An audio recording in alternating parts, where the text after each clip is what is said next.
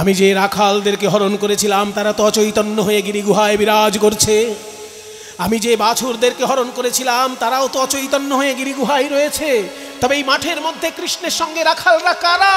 ওই বাছুরগুলো কারা? আমি তো সৃষ্টিকর্তা, তাহলে ওদেরকে সৃষ্টি করলো কে?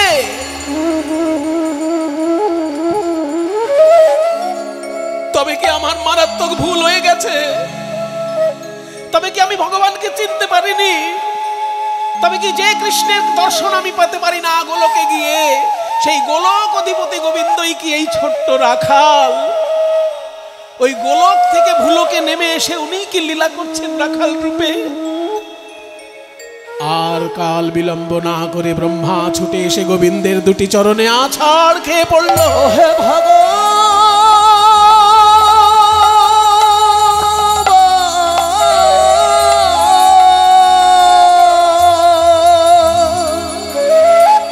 চারটি বদনে স্তব পাঠ করছে ব্রহ্মা, আটটি চোখের জলে ভেসে যায় গোবিন্দের ছোট্ট দুটি রাঙা চরণ। মা যখন গোষ্ঠে গোপালকে পাঠায় কি বলে? এই এতগুলো বন্ধু আছে, আমি কাউকে বিশ্বাস করি না, শুধু তোকে বিশ্বাস করি, কারণ এরা বন্ধু আর তুই হলি দাদা। বেশি আপন কে হয়, বন্ধু না দাদা? রক্তের সম্পর্ক কার সঙ্গে? দাদার সঙ্গে।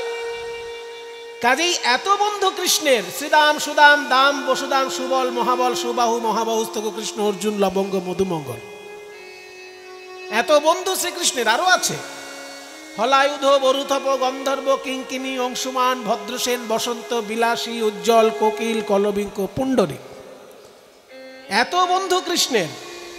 কিন্তু মা যশোদা ভরসা করে বলরামকে, বলছে হ্যারো আয় রে বলরাম, হাত দে মোর মাথে।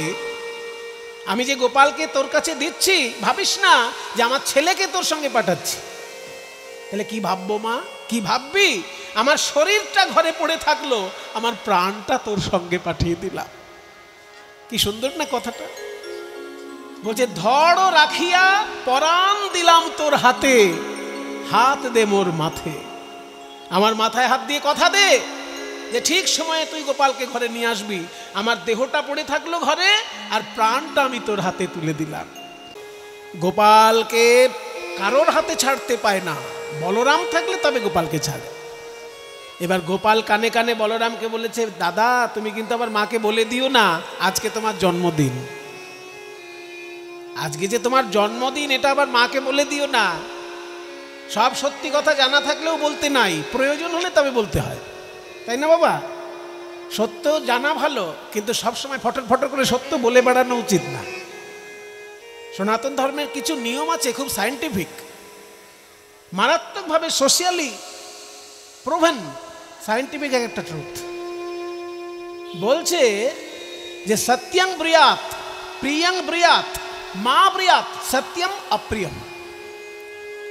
বলছে সব সময় সত্য কথা বলবে এবং প্রিয় কথা বলবে, কিন্তু অপ্রিয় সত্য হলে সেটা চট করে বলবে না, প্রয়োজন হলে বলবে।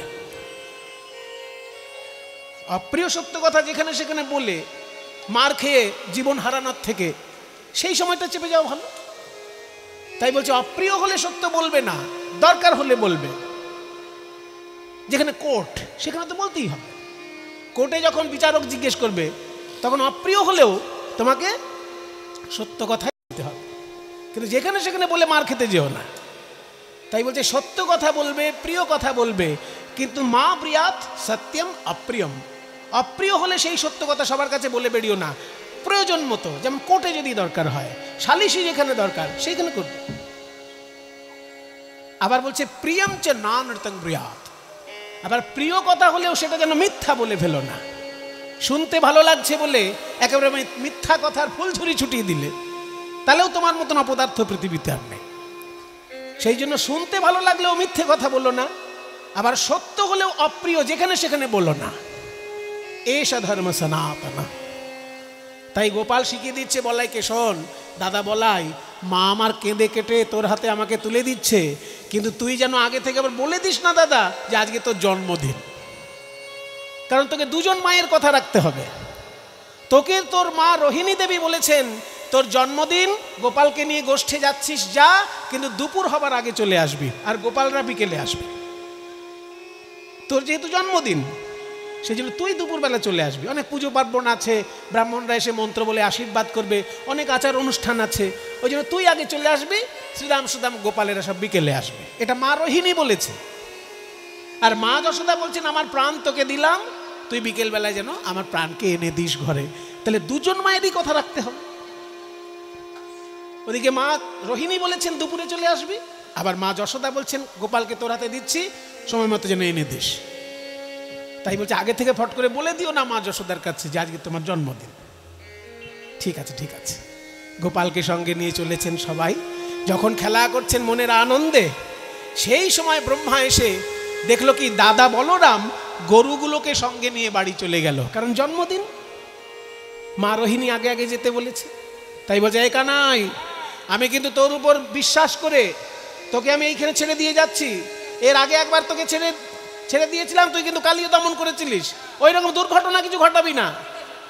আমি চললাম, তুই সবাইকে সঙ্গে নিয়ে বিকেলে আসবি। এই বলে দাদা বড় গরুগুলো নিয়ে চলে গেল, আর বন্ধু বান্ধব কৃষ্ণের সঙ্গে থাকলো, আর বাছুরগুলো কৃষ্ণের সঙ্গে থাকলো। এই সময় ব্রহ্মা মনে মনে ভাবলো, এইবার আমি মজা দেখাবো। অভিভাবক শূন্য কোনো সন্তান থাকলে তাকে সবাই মজা দেখায়। কি মায়েরা, যার বাবা শক্ত বা মা শক্ত, তাকে পাড়ার কেউ কিছু বলুক দেখি, একদম কোমর বেঁধে ঝগড়া শুরু করে দেবে, আর মা হলে, বাবা হলে পুলিশে গিয়ে কেস করে দেবে। সেই জন্য অভিভাবকহীন যে সন্তান, তাকে সবাই মজা দেখাতে চায়। আজকে যখনই বলরাম গরুগুলোকে নিয়ে চলে গেল বাড়িতে, শুধু বাছুরগুলো আছে কৃষ্ণের সঙ্গে, আর শ্রীরাম সুদাম আছে কৃষ্ণের সঙ্গে। এই সময় ব্রহ্মা ভাবলো, আমি ওই বাছুর আর রাখালদেরকে হরণ করে নেব। যেই না হরণ করে নিয়ে একটি গিরিগুহায় রেখে দিল, অমনি কৃষ্ণ চমকে উঠলেন, এ কি, আমি বাড়িতে গিয়ে কি বলবো, আমার মাকে কি বলবো, আমার বাবাকে কি বলবো, দাদা বলা।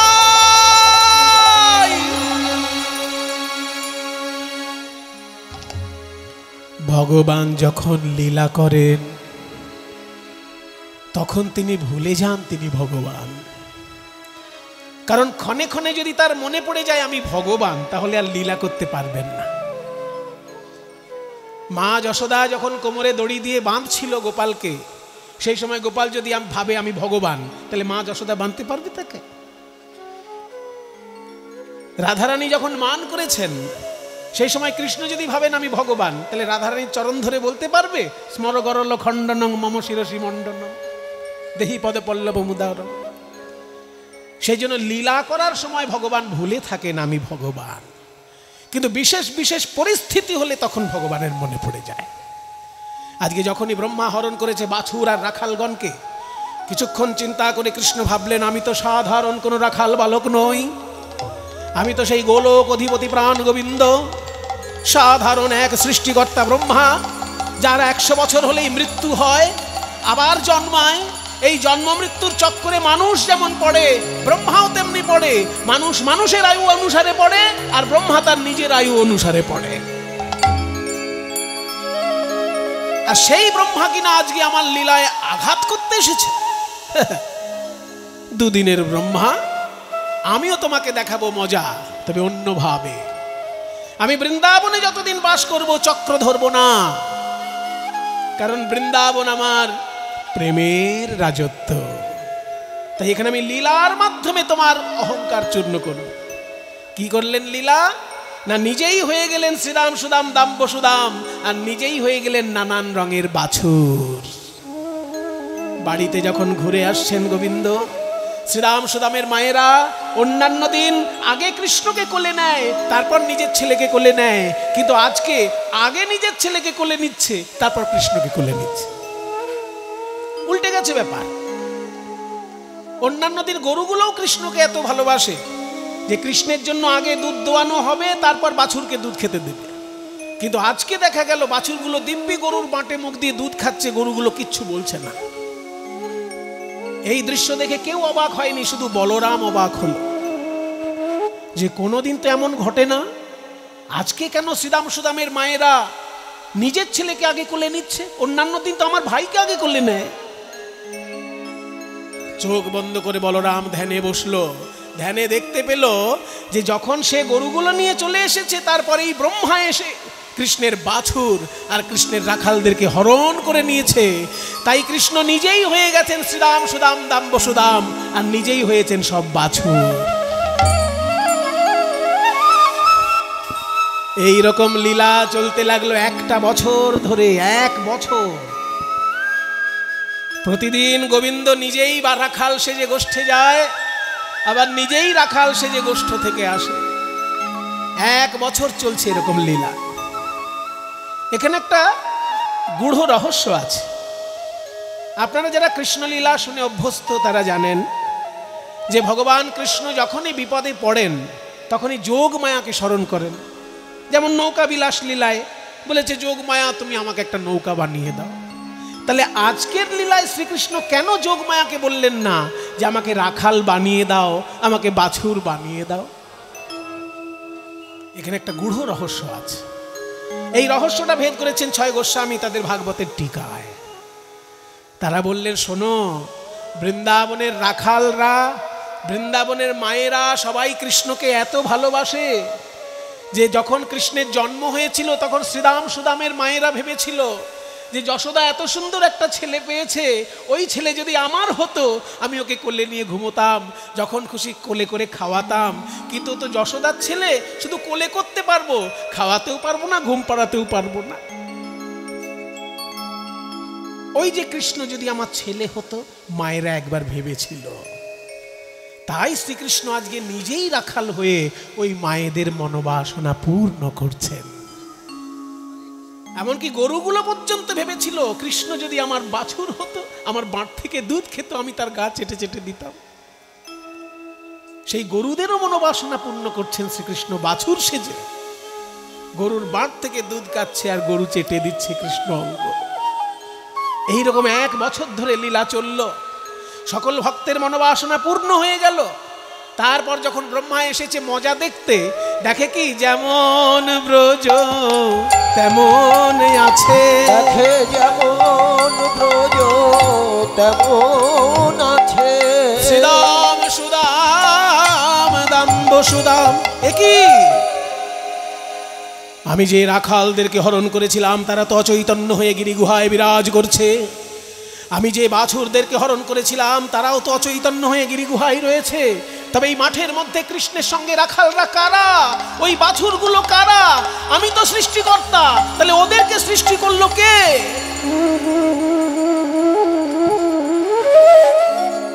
তবে কি আমার মারাত্মক ভুল হয়ে গেছে? তবে কি আমি ভগবানকে চিনতে পারিনি? তবে কি যে কৃষ্ণের দর্শন আমি পেতে পারি না গোলকে গিয়ে, সেই গোলক অধিপতি গোবিন্দই কি এই ছোট্ট রাখাল? ওই গোলক থেকে ভুলোকে নেমে এসে উনি কি লীলা করছেন রাখাল রূপে? আর কাল বিলম্ব না করে ব্রহ্মা ছুটে এসে গোবিন্দের 2টি চরণে আছাড় খেয়ে পড়ল। হে ভগবান,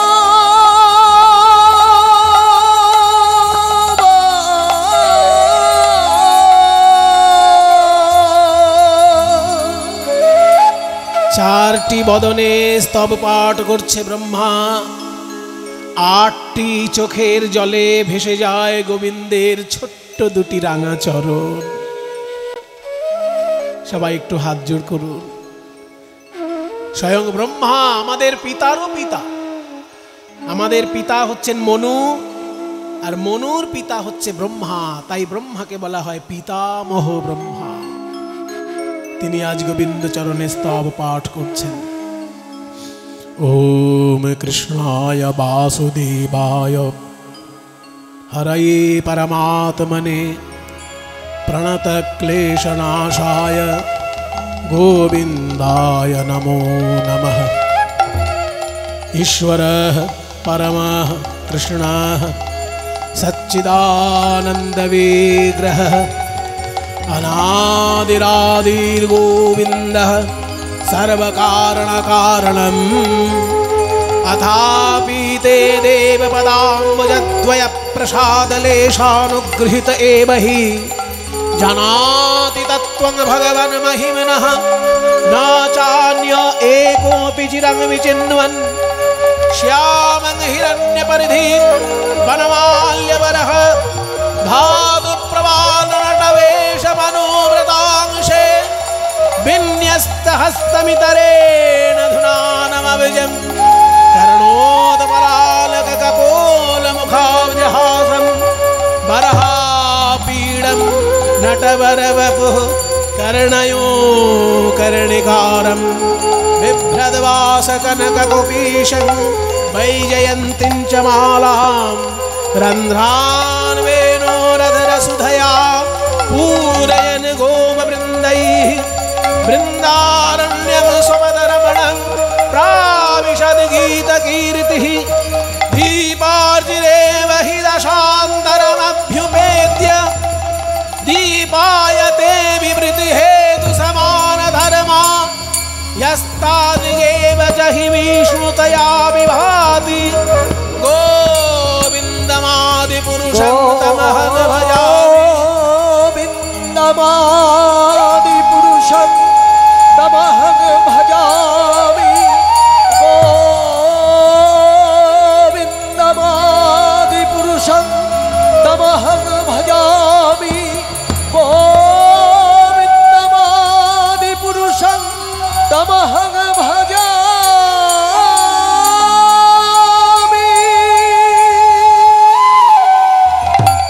স্তব্ধ হও ব্রহ্মা। কি ভাবো কি তুমি নিজেকে? সৃষ্টিকর্তা দেবতা তুমি, ব্রহ্মা বিষ্ণু মহেশ্বর, তুমি ব্রহ্মা সৃষ্টিকর্তা, কিন্তু তা বলে তুমি কি আমারও সৃষ্টিকর্তা?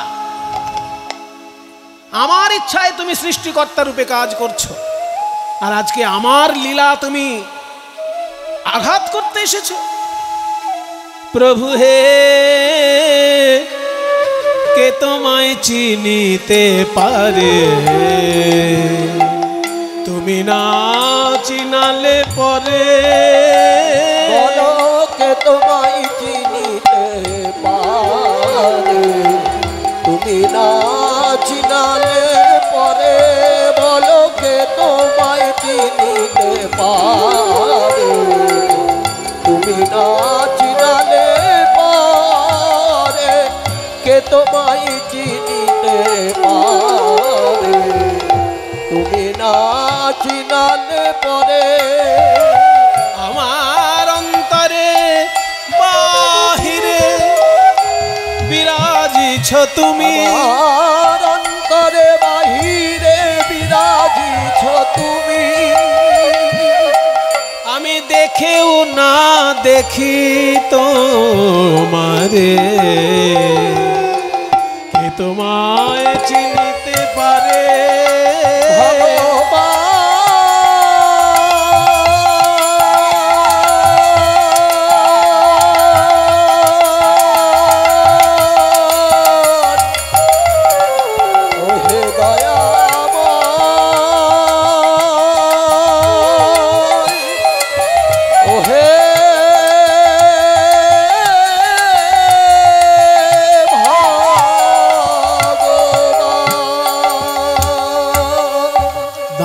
ব্রহ্মা, সৃষ্টিকর্তা দেবতা হয়েও তুমি করেছো অপরাধ, তাই তোমাকে শাস্তি পেতেই হবে। সাধারণ বোকা লোকেরা আমাকে নররূপে লীলা করতে দেখে অবজ্ঞা করে। বোকা মানুষ তো জানে না আমি কখনো কখনো লীলা করার জন্য মানুষ রূপে নেমে আসি। অবজানন্তি মাং মূঢ়া মানসিং তনুমাশ্রিতং পরং ভাবম জানন্ত মম ভূত মহেশ্বরম। তাই বোকা লোকের মতো তুমি যেহেতু আমার নররূপের লীলাকে অবজ্ঞা করেছো, তাই আগামী কলিযুগে তুমি নরকুলে জন্মগ্রহণ করো। ওহে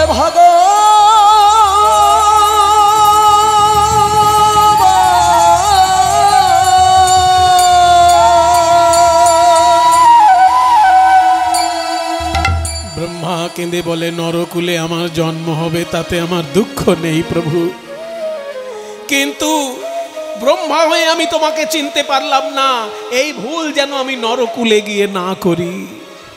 আমি যদি সত্যি মানুষ রূপে জন্ম নিই তাহলে তখন যেন তুমি কোন অবতার রূপে যদি নেমে আসো, যেন তোমার অবতারের পার্ষদ আমাকে করে নিও, তোমার চরণ ছাড়া যেন আমায় করো না।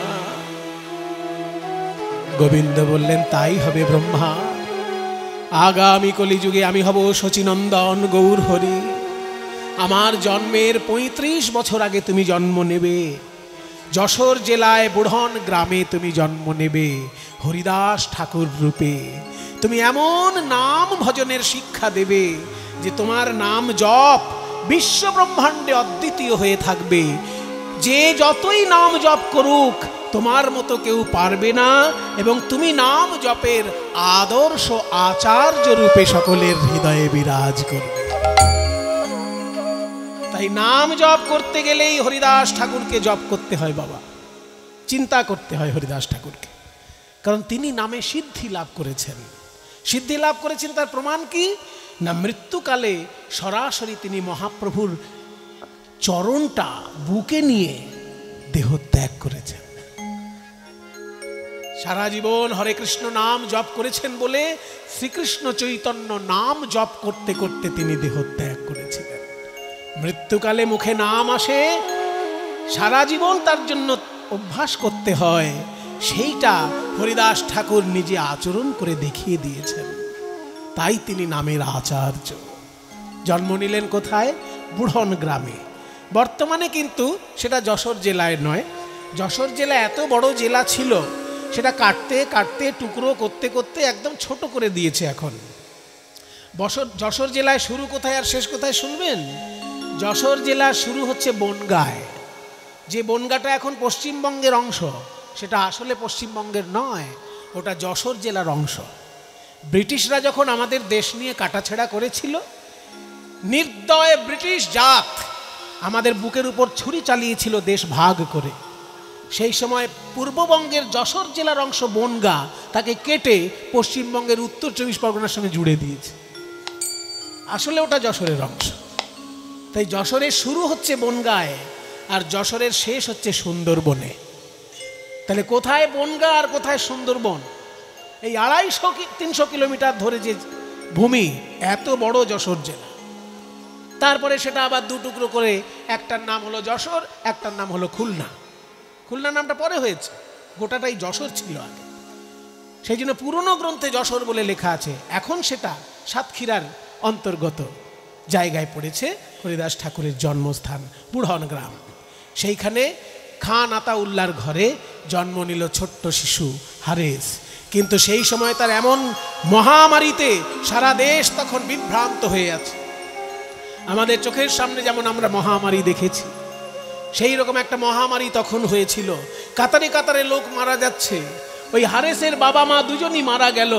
সেই সময় হাবিবুল্লাহ কাজী, সেই এলাকার শাসক, তিনি ওই ছোট্ট শিশুটিকে কোলে করে নিলেন। মামা বলিয়া শিশু কাঁদিতে লাগিল,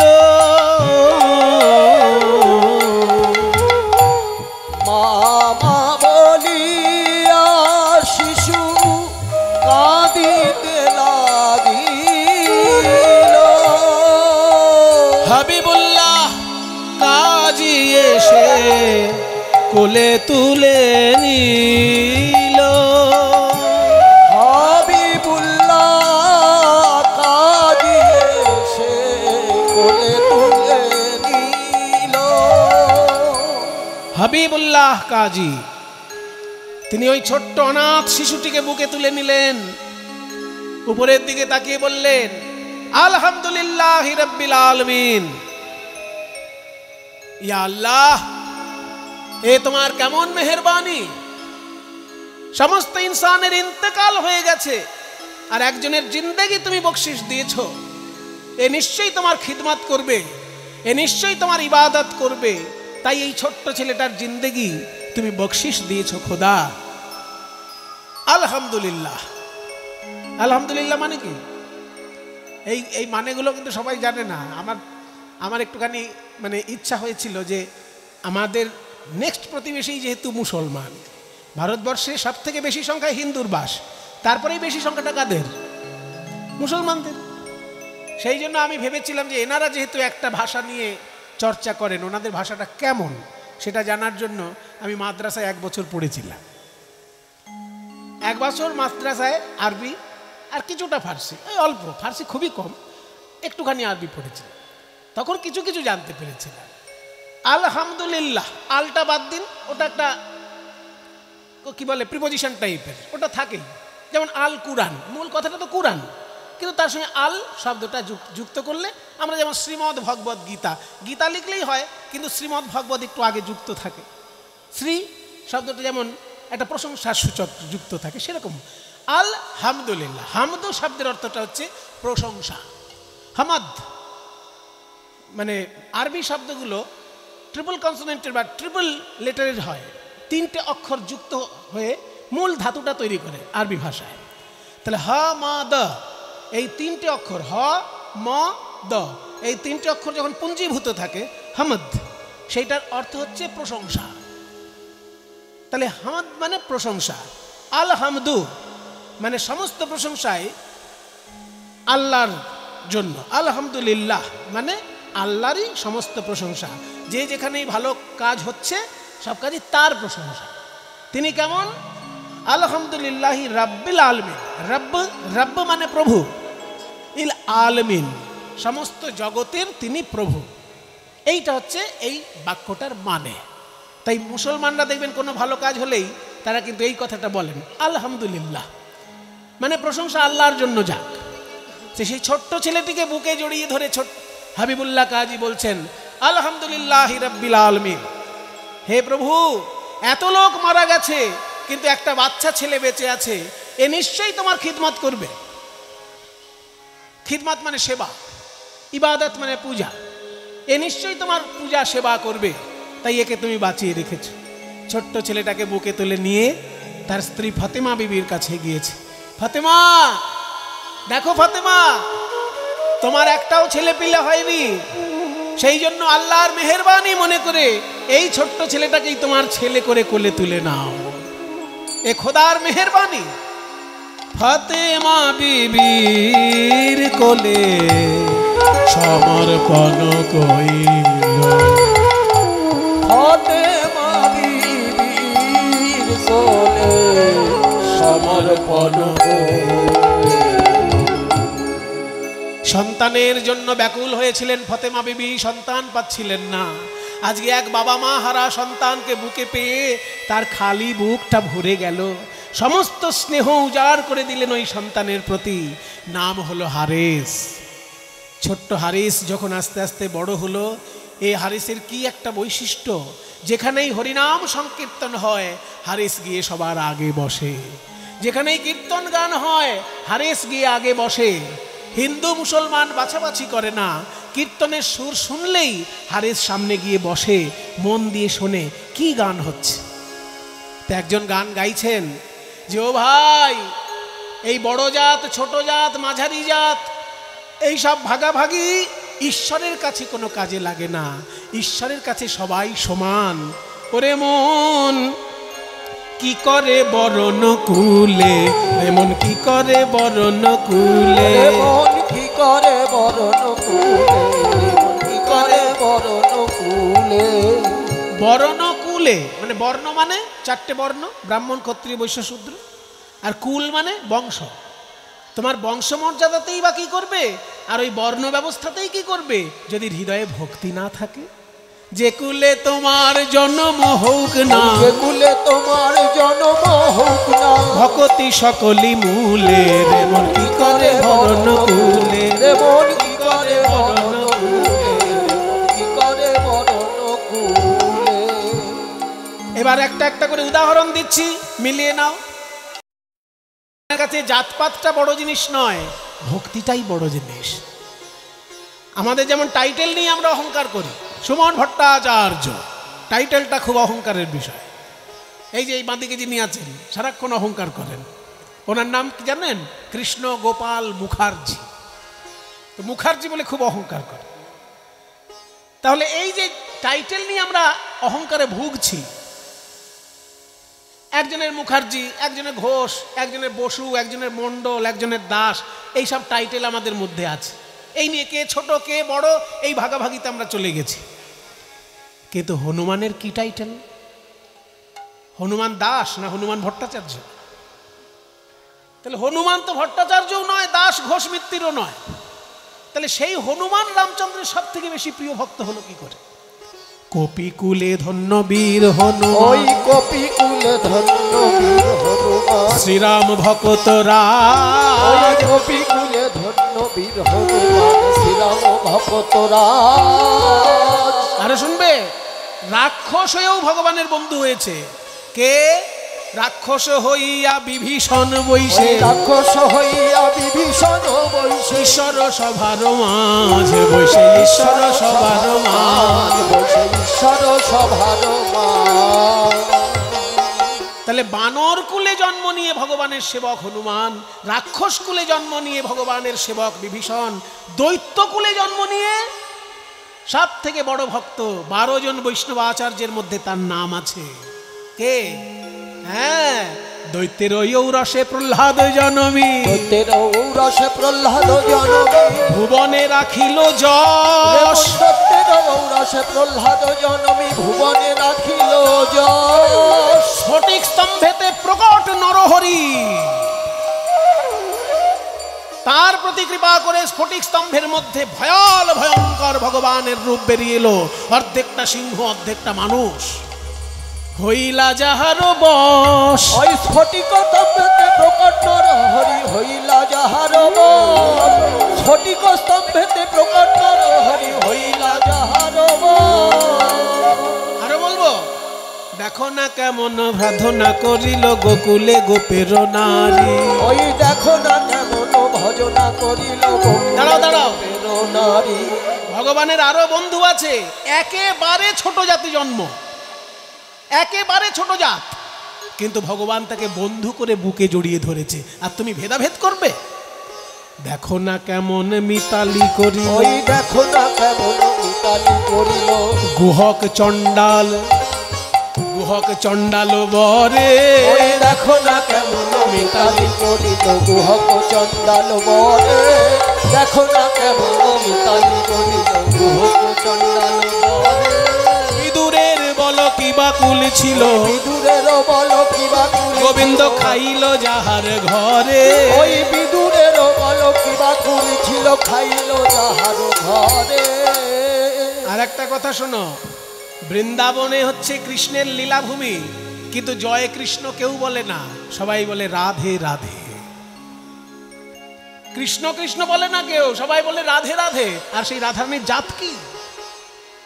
হ্যাঁ, দেখো না কেমন সাধনা করিল, দেখো না কেমন সাধনা করিল গোকুলে গোপের নারী। কেমন দেখো না কেমন সাধনা করিল গোকুলে গোপের নারী। জাতি কুলাচারে কি বল করিবে, সে হরি যে ভজে তারি। ওই জাতি কুলাচারে কি বল করিবে, সে হরি যে ভজে তারি। বৈষ্ণব পদাবলী এতক্ষণ পর্যন্ত শুধু দৃষ্টান্ত দিয়ে এলো, দৃষ্টান্ত দিয়ে এলো, এইবার সিদ্ধান্ত বলছে। এতক্ষণ দৃষ্টান্ত, এইবার সিদ্ধান্ত। শ্রীকৃষ্ণ ভজনে সবে অধিকারী, কুলেরও গর্ব নাই। ওই শ্রীকৃষ্ণ ভজনে সবে অধিকারী, কুলেরও গর্ব নাই। কহে প্রেমানন্দ যে করে গর্ব, নিতান্ত মূর্খ সেই।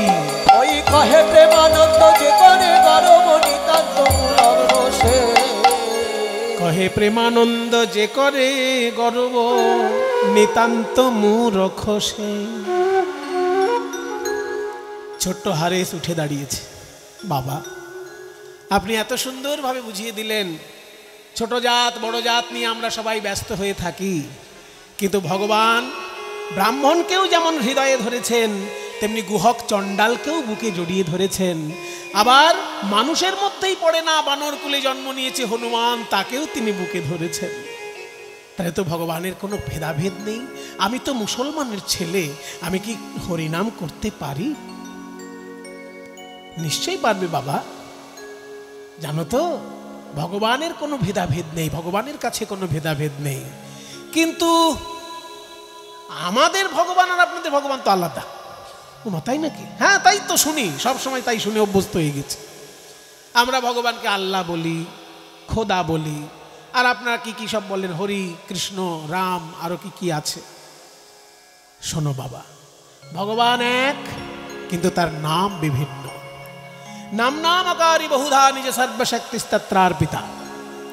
ভগবান এক, তার নাম অনেক। যেমন জল, কেউ জল বলছে, কেউ পানি বলছে, কেউ ওয়াটার বলছে, কিন্তু খাবার সময় সব একই জিনিস খাচ্ছে। কিন্তু কেউ আল্লাহ বলছে, কেউ হরি বলছে, কেউ গড বলছে, কিন্তু প্রণাম যখন করছে সব প্রণাম একটা জায়গাতেই যাচ্ছে। কিন্তু আবার কি কিন্তু, আপনারা তো মূর্তি পুজো করেন, আমরা তো মূর্তি মানি না। কত রকমের মূর্তি পুজো করেন আপনারা, আমরা তো একটাও মূর্তি মানি না। শোনো বাবা, জলকে যেমন গরম করলে জল নিরাকার ধোঁয়া হয়ে যায়, আবার জলকে ঠান্ডা করলে জল বরফ হয়ে যায়, ঠিক তেমনি ভগবানকে যদি কেউ যুক্তি দিয়ে খোঁজাখুঁজি করে তার কাছে ভগবান নিরাকার। আর ভগবানকে যদি কেউ ভক্তি দিয়ে আপন করতে পারে তার কাছে ভগবান মূর্তি ধারণ করে এগিয়ে আসে। নজরুল ইসলাম লিখেছেন না, নজরুল ইসলাম লিখেছেন, সখী সে হরি কেমন বল, নাম শুনে যার এত প্রেম জাগে, চোখে আনে এত জল, সে হরি কেমন বল, নাম শুনে যার এত প্রেম জাগে, চোখে আনে এত জল, সে হরি কেমন বল। সে কি আসে এই পৃথিবীতে, গাহে রাধা নাম বাঁশরীতে, সে কি আসে এই পৃথিবীতে, গাহে রাধা নাম বাঁশরীতে, যার অনুরাগে বিরহ যমুনা হয়ে ওঠে চঞ্চল, সখী সে হরি কেমন বল, নাম শুনে যার এত প্রেম জাগে, চোখে আনে এত জল, সে হরি কেমন বল। আজকের দিনে নজরুল ইসলামের বড় দরকার। মুসলমান পরিবারে জন্মগ্রহণ করেও তিনি এত সুন্দর সনাতন ধর্মাবলম্বীদের গান লিখেছেন যে তার গান শুনলে চোখে জল আসে। আজ তো লক্ষ লক্ষ মুসলমান আছে পৃথিবীতে, বাঙালি, কিন্তু কজন নজরুল ইসলামের মতো লিখতে পারছে এখন? কই সেই মুসলমান? মুসলমান নজরুল ইসলামের মতন দরকার, যার ভেতরে একটা সাম্যবাদ ছিল, যার ভেতরে একটা আধ্যাত্মিক আন্তরিকতা ছিল। ভিন্ন ধর্মের লোক হতেই পারে, কিন্তু জঙ্গি ভাবনা থাকবে কেন? কট্টরপন্থা থাকবে কেন? থাকবে ভালোবাসা, থাকবে সম্প্রীতি। নজরুল লিখছেন, তারে কি নামে ডাকিলে আসে, কোন রূপ কোন গুণ পাইলে সে রাধা সম ভালোবাসে, তারে কি নামে ডাকিলে আসে, কোন রূপ কোন গুণ পাইলে সে রাধা সম ভালোবাসে।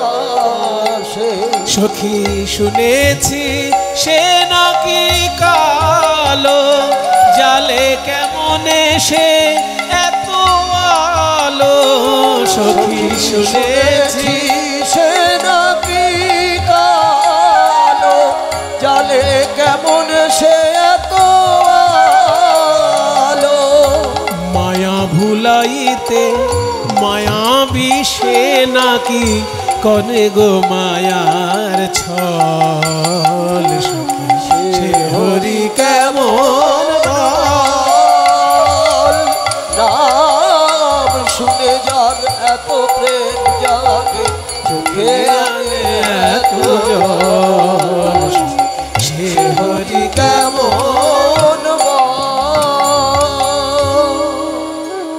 ছোট্ট ছেলে বলছে, তাহলে আমি হরিনাম করতে পারবো? নিশ্চয়ই পারবে। এক ঈশ্বর, ভারতবর্ষে তার নাম হরি, রাম, কৃষ্ণ, সৌদি আরবে তার নাম আল্লাহ, আবার জেরুজালেমে তারই নাম গড। যিনি সৌদি আরবের মাটিতে আল্লাহ বলে প্রকাশিত হয়েছেন, তিনি জেরুজালেমে গড রূপে প্রকাশিত হয়েছিলেন, তিনিই ভারতবর্ষের মাটিতে হরি, রাম, কৃষ্ণ রূপে। এই সাম্য, এই যদি আমাদের নিরপেক্ষ মন না থাকে, তাহলে শুধু দ্বন্দ্বই তৈরি হবে, তাহলে শুধু হিংসাই তৈরি হবে। এক ঈশ্বর, ভারতে তার নাম হরি, রাম, কৃষ্ণ, সৌদি আরবে তার নাম আল্লাহ, জেরুজালেমে তার নাম গড। এক ঈশ্বর, বিভিন্ন দেশে তার নাম বিভিন্ন রূপে প্রকাশিত হয়েছে। তাই বাংলার কবি গায়ক বলেছেন, কবি গায়কদের মধ্যে একজন শ্রেষ্ঠ ছিলেন বিজয় সরকার মহাশয়। তিনি কি সুন্দর বলেছেন, জানিতে চাই দয়াল তোমার আসল নামটা কি?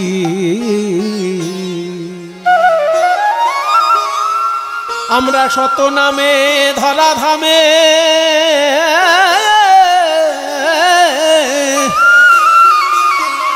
আমরা শত নামে ধরা ধামে, কত ভাবে তোমায় ডাকি।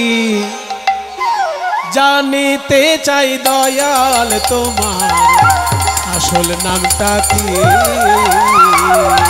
জানিতে চাই দয়াল তোমার আসল নামটা কি? আমরা দয়াল রে, কেহ তোমায় বলে ভগবান,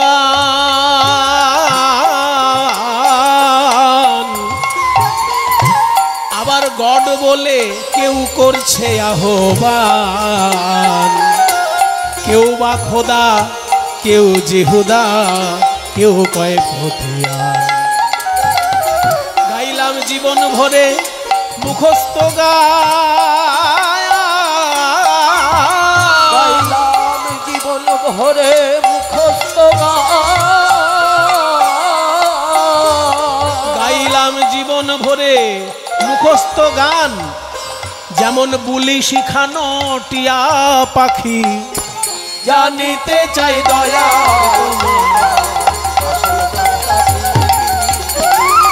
জানিতে চাই দয়াল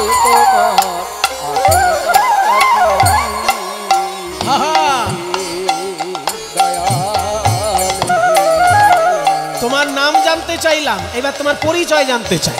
পরিচয়, কেহ তোমায় পিতা মাতা কয়। যারা তারকেশ্বরে যায় তারা কি বলে ভগবানকে? ভোলে বাবা পার করেগা। তাহলে তারকেশ্বরে ভগবানের নাম বাবা। আবার যারা দক্ষিণেশ্বরে যায় তারা কি বলে? জয় মা কালী। তাহলে তারা মা বলছে ভগবান। কেহ তোমায় পিতা মাতা কয়, আবার মা যশোদা পুত্র বলে কেউ দেয় পরিচয়। সকলের সকলে আবার কারোর কেউ তো নয়। দয়াল তোমার আসল কি পরিচয়?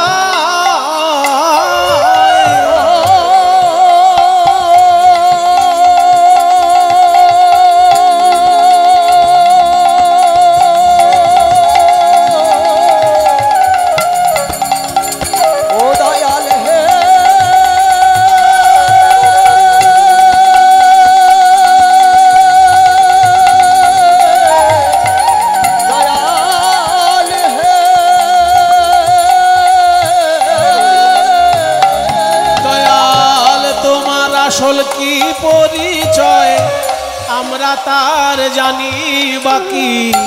জানিতে চাই দয়াল তোমার আসল নামটা কি? জানিতে চাই দয়াল তোমার আসল নামটা কি? পাগল বিজয় বলে, পাগল বিজয় বলে মনের কথা কই।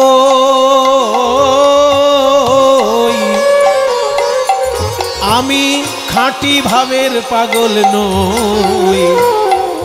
এই যে গন্ডগোল বেঁধেছে মনের মাঝে, কাজেই পাগল হই।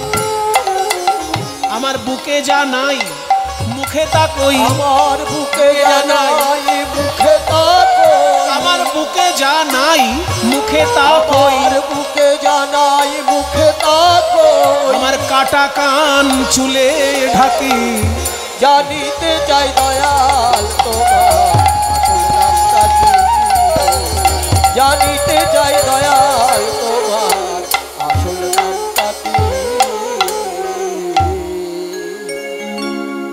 একটা কথা মনে রাখ হারেস, হরি নামে হরি নামে হরি নামে হরি নামে হরি নামে হরি নামে হরি নামে, এইটা জীবনে উপলব্ধি করতে হবে। এই কথা শুনে যখন সারা রাত্রির কীর্তন শুনে পরের দিন হারেস গরু চড়াতে গেছে, গরু অন্যের ফসল নষ্ট করেছে, আর পাড়ার লোক এসে হাবিবুল্লাহ কাজীকে যা তা বলে গেছে। এই যে কাজী সাহেব, লোকের বিচার করতে শুরু করেছেন, আগে ঘরের বিচার করুন। এই যে আপনার ছেলেকে দেখুন, পাড়া থেকে কুড়িয়ে এনেছিলেন মানুষ করবেন বলে, কিন্তু মানুষ হয়নি, ও একটা অমানুষ তৈরি হয়েছে। রাত্রির জায়গায় হিন্দুদের কীর্তন শুনে বেড়ায়। তোবা করুন, রাত্রির জায়গায় হিন্দুদের কীর্তন শুনে বেড়ায়। তা আপনার ছেলে হিন্দুদের কীর্তন শুনুক আর দোজাকে যাক, তাতে আমার কি? কিন্তু আজকে বলতে আসছি কেন জানেন? আপনার ছেলে হিন্দুদের কীর্তন শুনে বেড়াবে আর সকালবেলায় গরু চড়াতে গিয়ে মাঠে ঘুমোবে, আর সেই গরু আমার ধান নষ্ট করবে, এটা তো আমার ভালো লাগবে না। তাই বলতে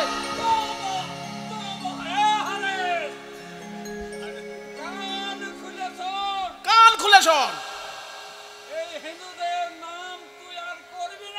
তোর বাবা কি বলছে শোন, হিন্দুদের হরি নাম শুনবি না। আর যদি শুনিস তা কি করবে তাই শোন।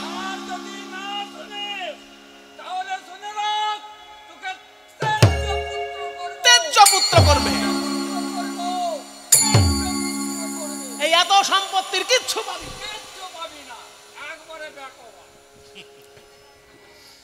হারেস মনে মনে ভাবল, এক ঈশ্বর, কোন দেশে তার নাম আল্লাহ, কোন দেশে তার নাম গড, কোন দেশে তার নাম কৃষ্ণ। মানুষ তাই নিয়ে ভেদাভেদ করছে, আর আজকে লোকে এসে যা তা কথা শোনাচ্ছে। আজকে আমি আর একবার পরীক্ষা করে দেখব হরি নামের মহিমা আছে কিনা।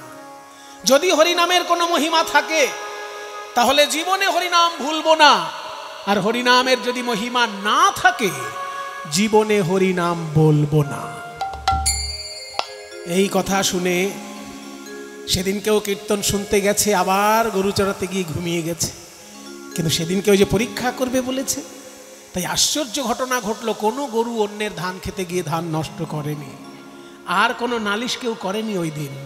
তাই হারেস মনে মনে ভাবছে, আমি আজ প্রমাণ পেলাম হরি নামে, প্রমাণ পেলাম হরি নামে হরি নামে, আমি প্রমাণ পেলাম হরি নামে, এই হরি নামে প্রমাণ পেলাম হরি নামে। ভগবানকে আমি কথা দিয়েছি, হরিনামের যদি কোনো মহিমা থাকে কোনোদিন হরিনাম ভুলবো না। কিন্তু আমার পালক পিতা হাবিবুল্লাহ কাজী, ওনার ঘরে বসে যদি আমি হরিনাম করি তাহলে লোকে বারে বারে ওনাকে কথা শোনাবে।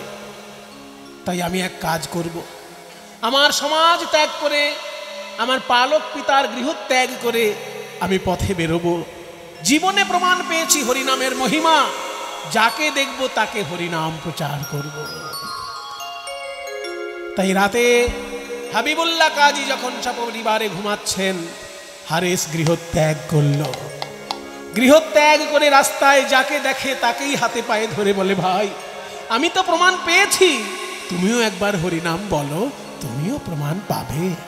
হরি বল ভাই মুখে, হরি বল ভাই মুখে, হরি বল ভাই,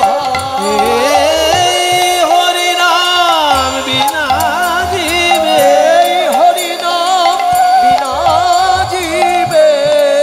গতি নাই নাই নাই নাই।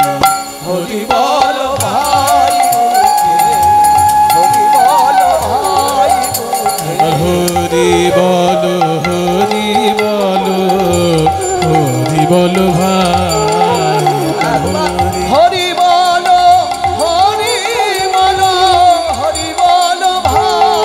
হরি বল হরি বল হরি বল হরি বল, হরি বল, হরি বল, হরি বল ভাই মুখে, হরি বল ভাই মুখে, হরি বল ভাই। কে বাবা তুমি? লোকের হাতে পায়ে ধরে হরিনাম প্রচার করছো, কে তুমি? আমার নাম হারিস। হ্যাঁ, কি নাম? আমার নাম হারিস। হারিস? আমি আপনাদের হিন্দু নই, কিন্তু তবু আমার হরিনাম বড় ভালো লাগে, তাই আমি হরিনাম নিজে গাই আর লোককে প্রচার করি। আমি প্রমাণ পেয়েছি হরি নামে, হরি নামে। ওরে বাবা, এত বড় কথা তুমি বলছো বাবা। তুমি কি কলিযুগের তারক ব্রহ্ম নাম পেয়েছো? তারক ব্রহ্ম নাম কি? শোনো, ব্রহ্ম মানে ঈশ্বর, আর তারক মানে উদ্ধারকারী। ঈশ্বর যখন সরাসরি নেমে আসেন তাকে বলে অবতার, আর ঈশ্বর যখন নাম রূপে মানুষের কল্যাণ করেন তাকে বলে উদ্ধারকারী ঈশ্বরের রূপ। তাই তারক ব্রহ্ম নাম। এই কলিযুগের তারক ব্রহ্ম নাম গুরুর কাছ থেকে পেতে হয়। আমি মাধবেন্দ্রপুরীর কাছে পেয়েছি। তুমি কি নেবে সেই নাম? নিশ্চয়ই নেব প্রভু। আপনার নাম কি? আমার নাম অদ্বৈত আচার্য। তাহলে আপনি আমাকে দয়া করে এই তারক ব্রহ্ম নাম দিন। শোনো হারেস, এই তারক ব্রহ্ম নাম আমি তোমাকে দিচ্ছি, তবে তার আগে তোমার নামটা আমি একটু সাজিয়ে দিই। তোমার নাম হারেস, হও থাকবে, রও থাকবে, দন্তেশ্বর থাকবে। আজকে থেকে তোমার নতুন নাম হরিদাস। হরিদাস হরিদাস হরিদাস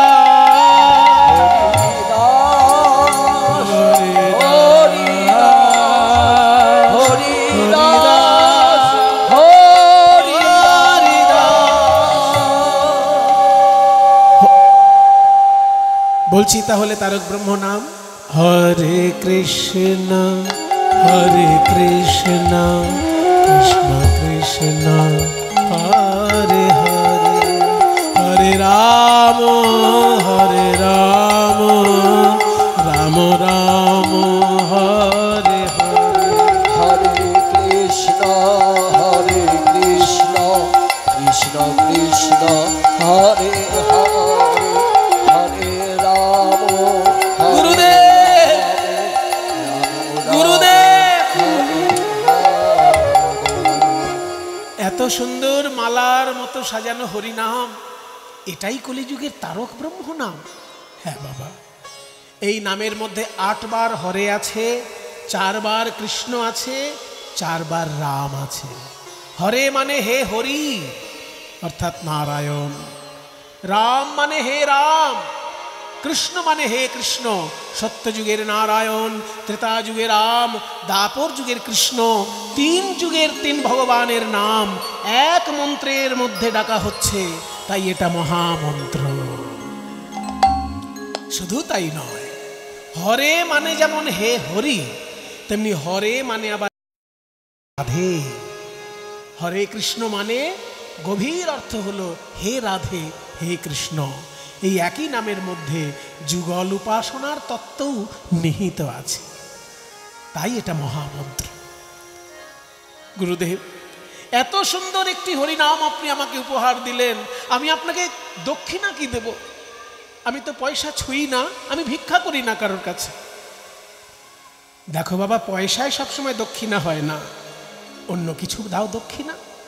দিলাম গুরুদেব, যে হরিনাম আপনি আমায় দান করলেন, আমি আপনাকে কথা দিলাম যতদিন বাঁচব প্রতি মাসে 1 কোটি করে হরিনাম জপ করব, এই সংকল্পই আমার দক্ষিণা। দেবানিশিলা এসে 3 লক্ষ নাম, হরে কৃষ্ণ কৃষ্ণ কৃষ্ণ হরে হরে, হরে রাম হরে রাম রাম হরে হরে। প্রতি মাসে 1 কোটি নাম জপ করবে হরিদাস। গুরুচরণে সংকল্প করলো, এইটাই তার সারা জীবনের দক্ষিণা। তাহলে মাসে যদি 1 কোটি নাম জপ হয়, প্রতিদিন কত? অঙ্কও করতে হবে বাবা কীর্তন শুনতে গেলে। 1 কোটিকে মোটামুটি 30 দিয়ে ভাগ করুন, ধরে নিচ্ছি 30 দিনে মাস, তাহলে 3,33,333.3, আবার 3-এর মাথায় একটা বিন্দু, মানে পৌনঃপুনিক। ওই 3টা যত খুশি লেখা যাবে। এই যে 3,33,000-এরও বেশি নাম একসঙ্গে বলা হয় 3 লক্ষ নাম। তো 3 লক্ষ নাম হরিদাস ঠাকুর প্রতিদিন জপ করতেন। সবটাই কিন্তু ফিসফিস করে নয়। জপ হচ্ছে 3 রকম। যে জপ ফিসফিস করে আওয়াজ হয় তাকে বলে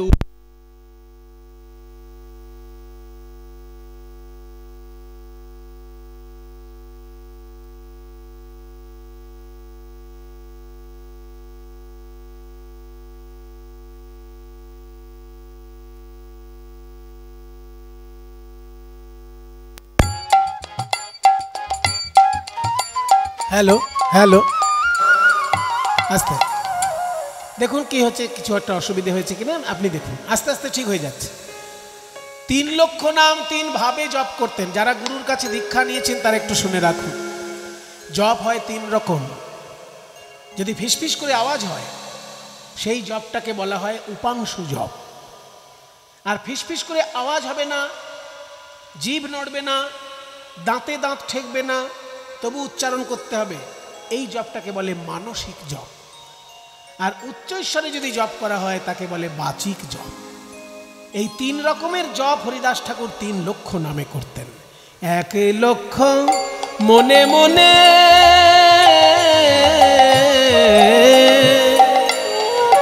1 লক্ষ উচ্চৈশ্বরে, হরে কৃষ্ণ হরে কৃষ্ণ কৃষ্ণ কৃষ্ণ হরে হরে, হরে রাম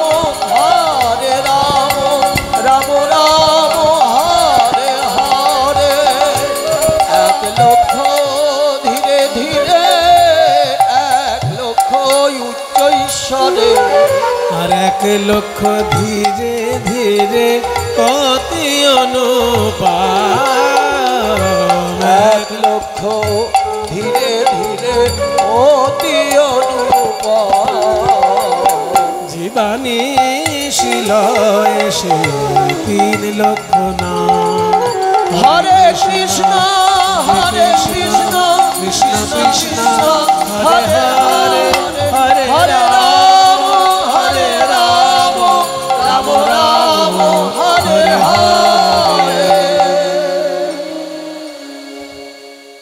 হরিনাম করতে করতে গভীর জঙ্গলে গিয়ে তপস্যা করছেন হরিদাস।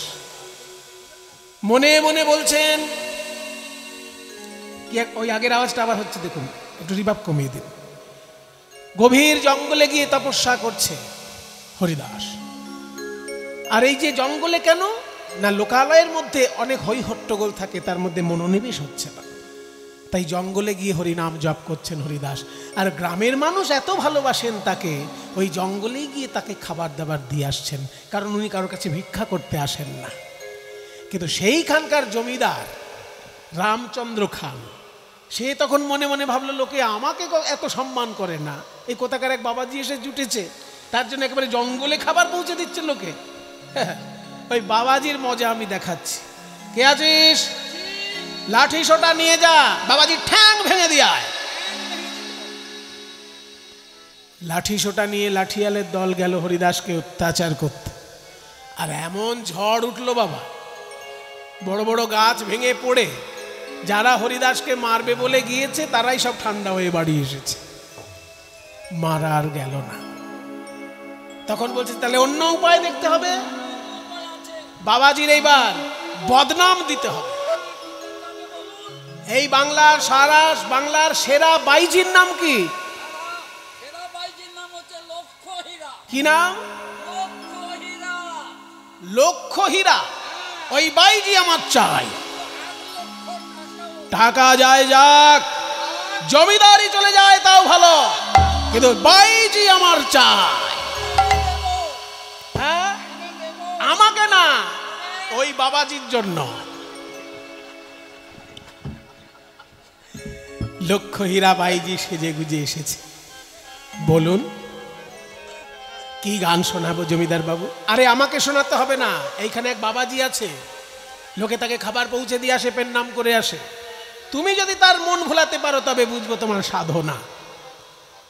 হীরাবাই যাচ্ছে, যায়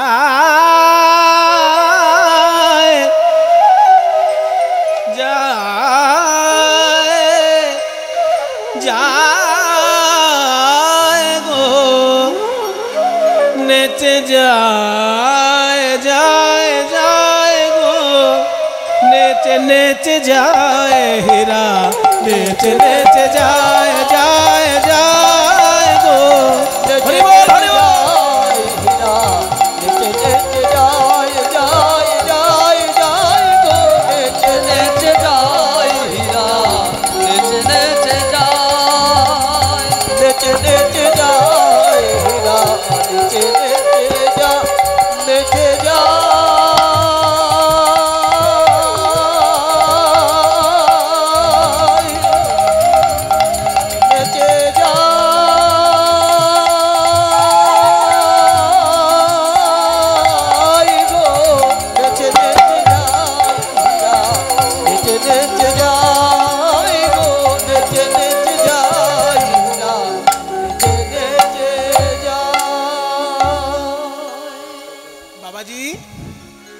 জল খান ভালো করে, আমাকে দেখে আপনার গলা শুকিয়ে যাচ্ছে। শুনুন বাবাজি, নাম করে, আচ্ছা আচ্ছা শুনুন। এই পাড়ার লোকে শুনলাম লোকের মুখে যে আপনি নাকি এত সুন্দর হরিনাম করেন, আপনার সুরে তালে বনের পশু পাখি নৃত্য করে। তাই আজকে আমি এসেছি, আমি নাচবো।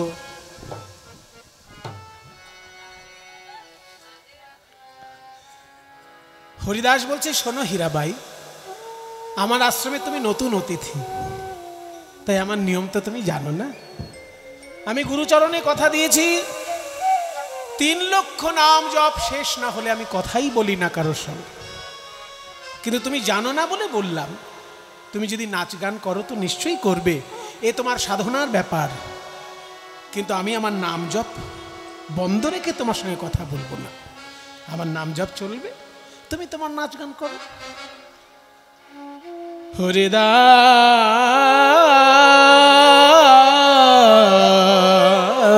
হরিদাস ওগো হরিদাস, চাহ মুখ পানে, মুখ পানে চাহ মুখ পানে। হরিদাস চাহ মুখ পানে, হরিদাস চাহ মুখ পানে, হরিদাস চাহ মুখ পানে, হরিদাস চাহ মুখ পানে, হরিদাস চাহ মুখ পানে, হরিদাস চাহ মুখ পানে, হরিদাস চাহ মুখ পানে। কুসুমের সুবাসে ভ্রমরায়লি আসে ছুটে, ভোরে ওঠে সুগন্ধে কুসুম শোভা। এতদিন জানতাম ফুলের গন্ধে ভ্রমরা আসে, আর আজকে ফুল ভ্রমরের কাছে এসেছে, তবু ভ্রমর কথা বলে না, না হরিদাস হরিদাস হরিদাস চাহ মুখ পানে, হরিদাস চাহ মুখ পানে, হরিদাস হরিদাস হরিদাস চাহ মুখ পানে, হরিদাস চাহ মুখ পানে। সারাদিন রাত নৃত্য করল লক্ষ্য হীরা, তবু হরিদাসের মন টলাতে পারল না। দ্বিতীয় দিন আবার একবার এলো রাতের বেলা, সেদিনও মন টলাতে পারল না। তৃতীয় দিন আর একবার এলো, তাতেও মন টলল না। শেষকালে লক্ষ্য হীরার কি অবস্থা হলো জানেন? এই যে 3টে দিন একটানা হরিনাম শুনতে শুনতে তার ভিতরটা পরিশুদ্ধ হয়ে গেছে, আর যখন তখন মুখে হরিনাম চলে আসছে। বাড়িতে যখন কোনো চাকর চাকরানি জিজ্ঞেস করছে, ও দিদি সারাদিন খেতে পারোনি, দুটো ভাত বেড়ে দেবো নাকি? লক্ষ্য হীরার মুখ থেকে বেরিয়ে যাচ্ছে হরে কৃষ্ণ। কাপড়টা কেচে দেবো, ধুলোর মধ্যে বসেছিলে ময়লা হয়েছে। লক্ষ্য হীরার মুখ দিয়ে বেরিয়ে যাচ্ছে হরে কৃষ্ণ। আর লক্ষ্য হীরা বাইজি বারবার হরে কৃষ্ণ বলে ফেলছে দেখে চাকর চাকরানিরা সব মুখে কাপড় চাপা দিয়ে হি হি করে হাসছে, যে বাইজি বারবার হরে কৃষ্ণ নাম বলছে রে, এতে দেখছি ভূতের মুখে রাম নাম। কিন্তু লক্ষ্য হীরা নিজের পরিবর্তন বুঝতে পেরেছে। কাল বিলম্ব না করে গৃহ ছেড়ে ছুটে চলল হরিদাসের দুটি চরণে। ওগো হরিদাস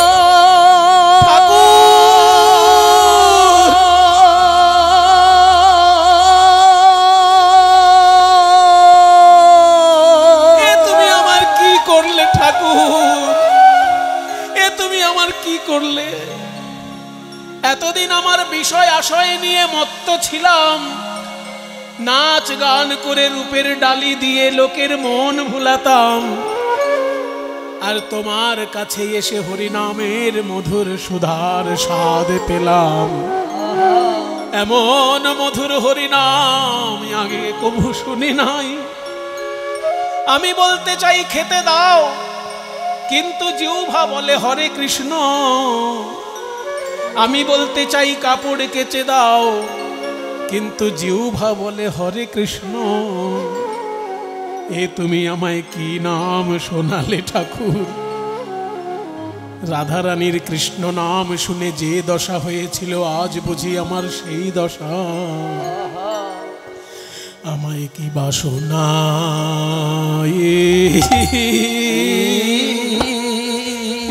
ইলে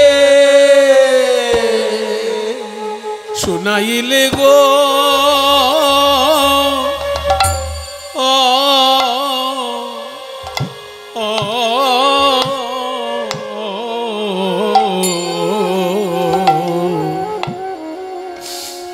শোনাইলে শ্যামনা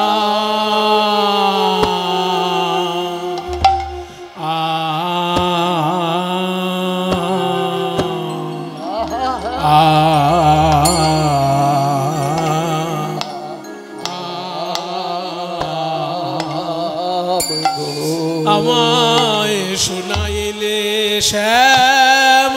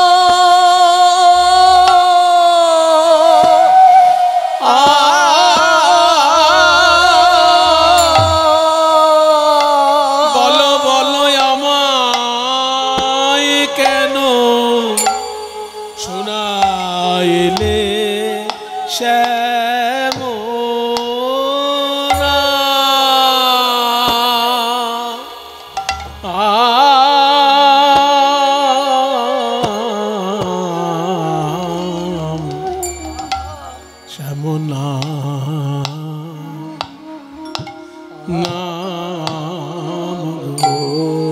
ওগো ঠাকুর জন্মাবধি এমন নাম আমি শুনি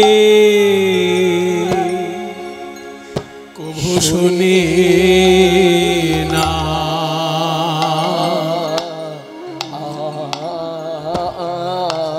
বলো বলো এই কৃষ্ণ নাম দুই অক্ষরে কত মধু আছে।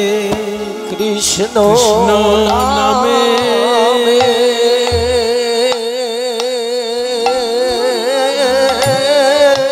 নামে কত মধু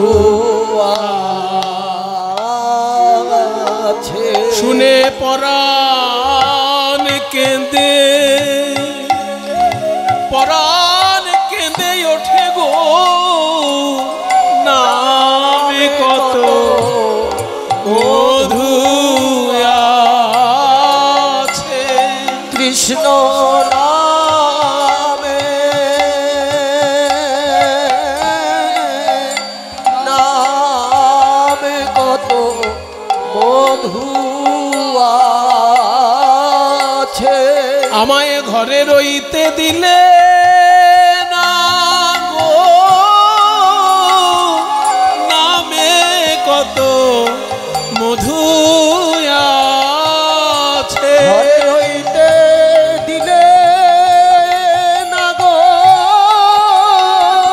নামে কত মধু আছে।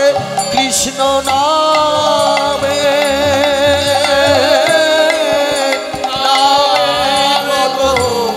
মধু ঘরে রইতে দিলে না ওগো আমায় টেনে ঘরের বাহির কইলে। ঘরে রইতে দিলে না গো টেনে ঘরের বাহির কইলে। এই কৃষ্ণ নামে নামে কত মধু আছে। এই কৃষ্ণ নামে নামে কত মধু আছে। কৃষ্ণ নামে নামে কত মধু আছে। কৃষ্ণ নামে নামে কত মধু আছে। কৃষ্ণ নামে নামে কত মধু আছে। ওগো ঠাকুর জন্মাবধি এমন নাম আমি আগে কভু শুনি শুনি নাই গো কে বা শোনাইলে। এখন আমার কি অবস্থা জানো? কানের ভিতর দিয়া মরমে পশিল গো, আকুল করিল মন প্রাণ। না জানি কতেক মধু শ্যাম নামে আছে গো আমার বদন। ছাড়িতে নাহি পারে আমি ছাড়তে নারি ছাড়তে না ওই নাম যে এখন ছাড়তে নারি। ওই নাম যে এখন ছাড়তে নারি। এখন জপিতে জপিতে নাম অবশ্য করিলে গো বল কেমনে পাই। পাইব আমি তারে। বলো কেমনে পাবো, বলো কেমনে পাবো, যার নামে এত মধু আছে। বলো বলো তারে তারে কেমনে পাবো, যার নামে এত মধু আছে। বলো বলো তারে কেমনে পাবো। সেই গোপীগণ যারা ওই গোবিন্দকে দর্শন করেছিলেন তাদের তাহলে কি অবস্থা হয়েছিল ঠাকুর? এই নাম পরতাপে যার ওই ছন করল গো, তাদের অঙ্গের পরশে কিবা হয়। আর সেখানে বসতি যার, তারে নয়নে দেখিলে গো, তাদের যুবতী ধর্ম কইছে রয়। এখন আমি তো কৃষ্ণ নাম ছাড়তে চাই, কিন্তু নাম তো আমি ছাড়তে পারছি না ঠাকুর। পাশরিতে চাহি মনে, পাশরা না যায় গো।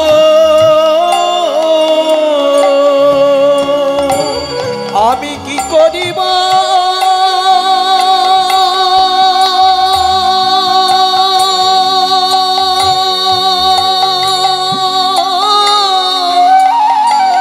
কি হবে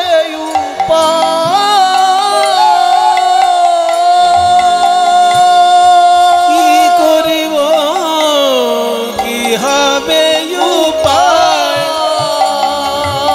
তাই কহে দ্বিজ চণ্ডী দাসে, কুলবতী কুল নাশে। কয় দ্বিজ চণ্ডী দাসে, কুলবতী কুল নাশে। আপন যৌবন যাচয়ে। লক্ষ্যহীরা, তুমি জিজ্ঞাসা করলে না যে কৃষ্ণের পাড়ায় যারা থাকে সেই গোপীদের কি অবস্থা? চণ্ডীদাস ঠাকুর কি বলছেন জানো? চণ্ডীদাস বলছেন, তারা বিকায় শ্যামের পদ তলে, বিকায় শ্যামের পদ তলে। হে গোবিন্দ তোমার হলাম বলে, ভাসে দুটি আখি জলে। হে গোবিন্দ তোমার হলাম বলে, ভাসে দুটি আখি জলে। হে গোবিন্দ তোমার হলাম বলে, বিকায় শ্যামের পদতলে। আর হবে না, ওই পাপের সম্পত্তি ভোগ করা তোমার দ্বারা আর হবে না। লক্ষ্যহীরা, ওই পাপের সম্পত্তি দরিদ্রদের মধ্যে তুমি বিতরণ করে দাও, আর বিশুদ্ধ জীবনচর্যা পরিপালন করো, হরিনাম জপ করে জীবন কাটাও। দেখুন মায়েরা, পরশ পাথরের ছোঁয়া পেলে লোহাও হয়ে যায় সোনা, তার উদাহরণ রাখলেন হরিদাস ঠাকুর। তার সান্নিধ্যে এসে ওই বাইজি লক্ষ্যহীরা চিরকালের মতন বৈরাগ্যের জীবন গ্রহণ করে হরিনাম করতে লাগলেন। এই যে ঘটনা আপনারা শুনছেন, এটা একেবারে গালগল্প নয়। সেই লক্ষ্যহীরার সমাধিপীঠ এখনো আছে। বাংলাদেশের যে বিখ্যাত বর্ডার বেনাপোল বর্ডার, ওই বেনাপোল বর্ডার পেরোলেই 2 কিলোমিটারের মধ্যেই সেই যেখানে লক্ষ্যহীরাকে উদ্ধার করেছিলেন হরিদাস ঠাকুর। আমরা একাধিকবার বাংলাদেশে কীর্তন পরিবেশন করতে গিয়েছি এবং ওই লক্ষ্যহীরার আশ্রমে এই পদটি আমি পরিবেশন করলাম, যেটা আপনারা শুনলেন। চণ্ডীদাসের লেখা পদ, সই কিবা শোনাইলে শ্যাম নাম। এই পদটি আমি ওই লক্ষ্যহীরা যে সমাধি মন্দির সেইখানে পরিবেশন করার সুযোগ পেয়েছি। কাজেই পরশ পাথরের ছোঁয়ায় লোহা হয়ে গেল সোনা। লক্ষ্যহীরাকে উদ্ধার করে হরিদাস ঠাকুর চলে এলেন ফুলিয়ায় গঙ্গার ধারে। সেখানে হরিনাম করছেন, কিন্তু সেখানে ছিলেন কট্টর সনাতন ধর্ম বিরোধী একজন শাসক, তার নাম গড়াই কাজী। সে যখনই শুনেছে একজন মুসলমান হয়ে হরিনাম করছে, তার মাথা থেকে পা পর্যন্ত গা জ্বলছে। কি করে ওই ব্যাটার হরিনাম বন্ধ করানো যায়। তাই গড়াই কাজী হরিদাসকে বললেন, এই হরিদাস, মুসলমানের শাসন ব্যবস্থায়, মুসলমানের রাজত্বে বাস করে মুসলমান হয়ে হরিনাম করছো, তোমার লজ্জা করে না? কাজী সাহেব, এই হরিনামে আমি এত আনন্দ পাই, কৃষ্ণ নামে যে কত মধু আছে সে আপনাকে আমি কি করে বোঝাবো। চুপ কর, কাফেরের দালাল, তোর কাছে দালালি শোনার জন্য আমি আসিনি। ওই কাফেরদের হরিনাম তুই ছাড়বি কিনা তাই বল। এ নাম আমি ছাড়তে পারবো না, আমি তোকে শাস্তি দেব। শাস্তি দেবে? তাহলে আমারও সংকল্প শুনে রাখো গড়াই কাজী, খণ্ড খণ্ড হয় দেহ যদি যায় প্রাণ, খণ্ড খণ্ড হয় দেহ যদি যায় প্রাণ, তবু না বদনে ছাড়ি মধুর হরিনাম, তবু না বদনে ছাড়ি মধুর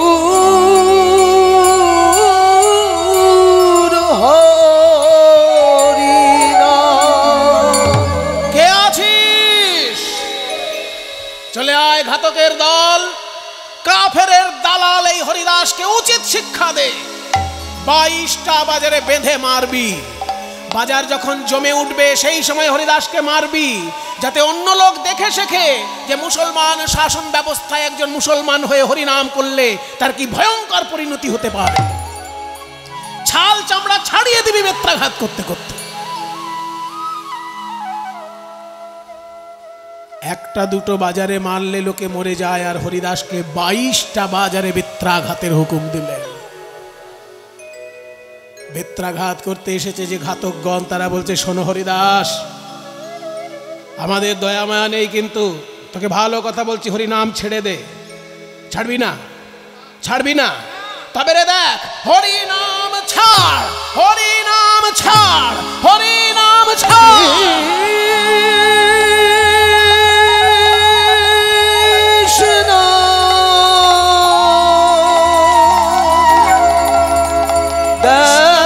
বলে হরিদাস কাঁদিতে লাগিল, দুই নয়নে অশ্রুধারা বহিতে লাগিল।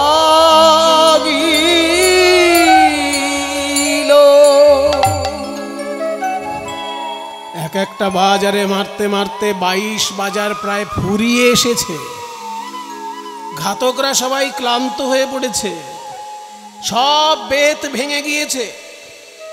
এবার হরিদাসের পায়ে ধরে বলছে, হরিদাস তুই নাম ছাড় রে বাবা, তা নাহলে ওই কাজী বলেছে আমাদের গর্দান নেবে, আমাদের সংসার ভেসে যাবে, হরিনাম তুই ছাড় হরিদাস। হরিদাস বলছেন, আমাকে মারতে না পারলে তোমাদের সংসার ভেসে যাবে? হ্যাঁ হ্যাঁ, আমাদের গর্দান নেবে বলেছে। তাহলে তোমরা এক কাজ করো, বেত্রাঘাত করে আমাকে কোনোদিন তোমরা মারতে পারবে না, কারণ ওই যে আমি 3 লক্ষ নাম জপ করি, 1 লক্ষ নাম জপে আমি হয়েছি নামজয়ী, 2 লক্ষ নাম জপে আমি হয়েছি কামজয়ী, আর 3 লক্ষ নামে আমি হয়েছি মৃত্যুঞ্জয়ী। আমি ইচ্ছা করে না মরলে কেউ আমাকে মারতে পারবে না। তোমরা বরং আমার সঙ্গে একটু হরিনাম করো, দেখো আমি এক্ষুনি মরে যাচ্ছি। হ্যাঁ, হরিনাম ছাড়ানোর জন্য মারতে এসেছে, আর হরিনামই করবো এর সঙ্গে। তখন একজন পাশ থেকে বলছে, চাচা আপন প্রাণ বাঁচা, এখন প্রাণ বাঁচানোর জন্য এর সঙ্গে একটু হরিনাম করে নে, এই সময় নবাবের লোকজন নেই, এই ফাঁকে করে নে, বেটা ও মরে শান্তি পায় আর আমরাও বেঁচে যাই। হরিদাস তাহলে তুমি হরিনাম করো, আমরা তোমার সঙ্গে বলবো। হরিদাস হরিনাম করছেন, আর পাছে পাছে ঘাতকগণ বলছেন, এসো ভাই, বলো আমার সঙ্গে হরিনাম, নাম গায় কৃষ্ণ নাম হরি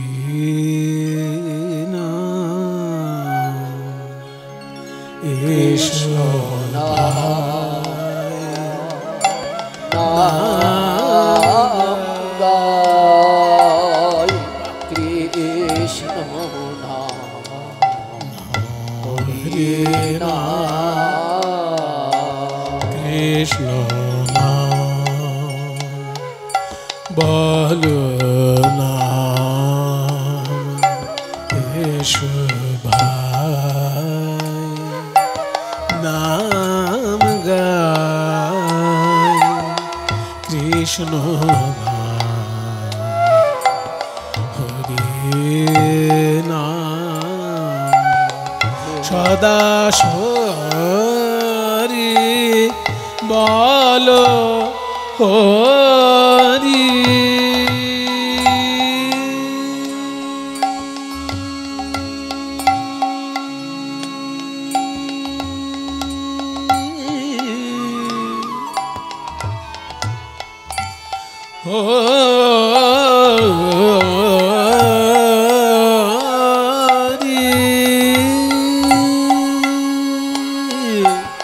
সদা হরি বলো হরি, মা মা মা প প প নি নি নি নি নি নি নি নি নি নি নি নি নি নি প মা প নি নি প মা প গা মা গা রে সা রে গা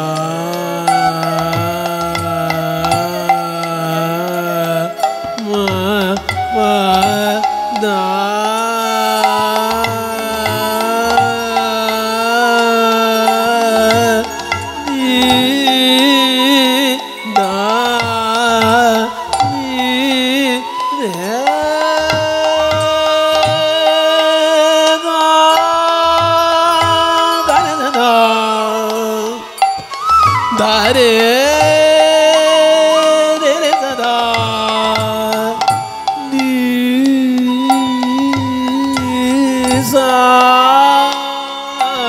সদা হরি বলো হরি, কৃষ্ণ নাম হরি হরিদাস হরিদাস কৃষ্ণ নাম হরি নাম। হরিদাস মারা গেছে, হরিদাস মারা গেছে। হরিদাস আছাড় খেয়ে পড়লেন। সবাই ভাবলো হরিদাস মারা গেছে। গড়াই কাজী বলেছিল, বেটা কাফেরের দালাল যদি মরে যায় ওর হাত পা বেঁধে নদীতে ভাসিয়ে দিবি। তাই হাত পা বেঁধে নদীতে ভাসিয়ে দিল। এই বোকাগুলো তো আর জানে না যে হরিদাস নাম জপ করতে করতে তার যোগ সাধনায় সিদ্ধি লাভ হয়ে গেছিল, প্রাণায়াম হয়ে গিয়েছিল। প্রাণায়াম, বায়ুকে গ্রহণ করার নাম পূরক, বায়ুকে আবদ্ধ রাখার নাম কুম্ভক, আর বায়ু ত্যাগ করার নাম রেচক। এই যে প্রাণায়াম, এতে হরিদাস বায়ু আবদ্ধ রাখতে পারতেন ঘন্টার পর ঘন্টা। সেই জন্য এরা ভাবলো মারা গেছে, হরিদাস আসলে কুম্ভক করেছেন। যখনই ভাসিয়ে দিল নদীতে, হরিদাস ভাসতে ভাসতে যাচ্ছেন আর কৃষ্ণ নাম করছেন, হরে কৃষ্ণ হরে কৃষ্ণ কৃষ্ণ কৃষ্ণ হরে হরে হরে রাম হরে রাম রাম রাম হরে হরে। কে এত সুন্দর হরিনাম গাইতে গাইতে নদী জলে ভেসে চলেছে? কে?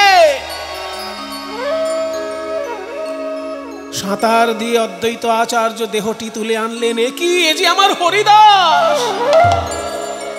বাবা হরিদাস, তোমার সারা গায়ে এই বেত্রাঘাতের চিহ্ন কেন?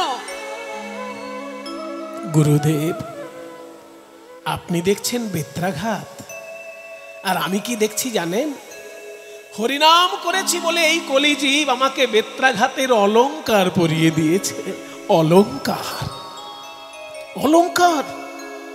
অনেক সাধু আমি দেখেছি হরিদাস, তোমার মতো সাধু দেখিনি যে বেত্রাঘাতকে অলংকার বলতে পারে।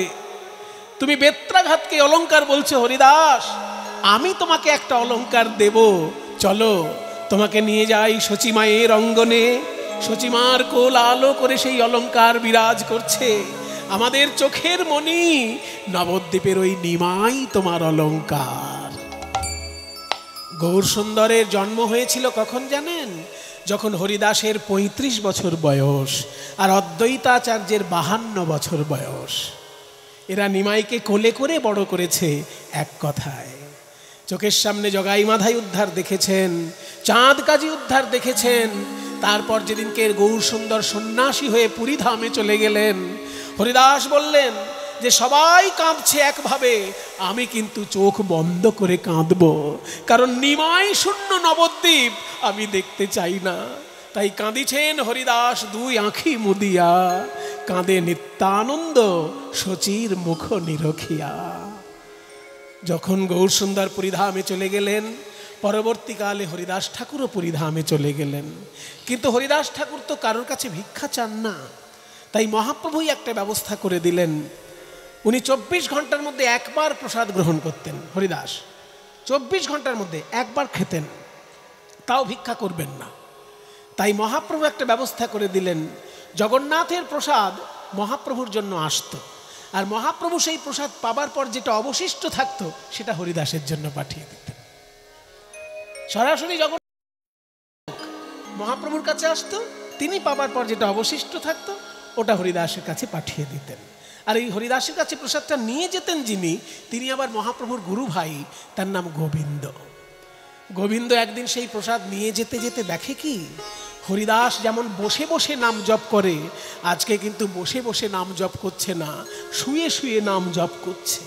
কি হয়েছে হরিদাসের?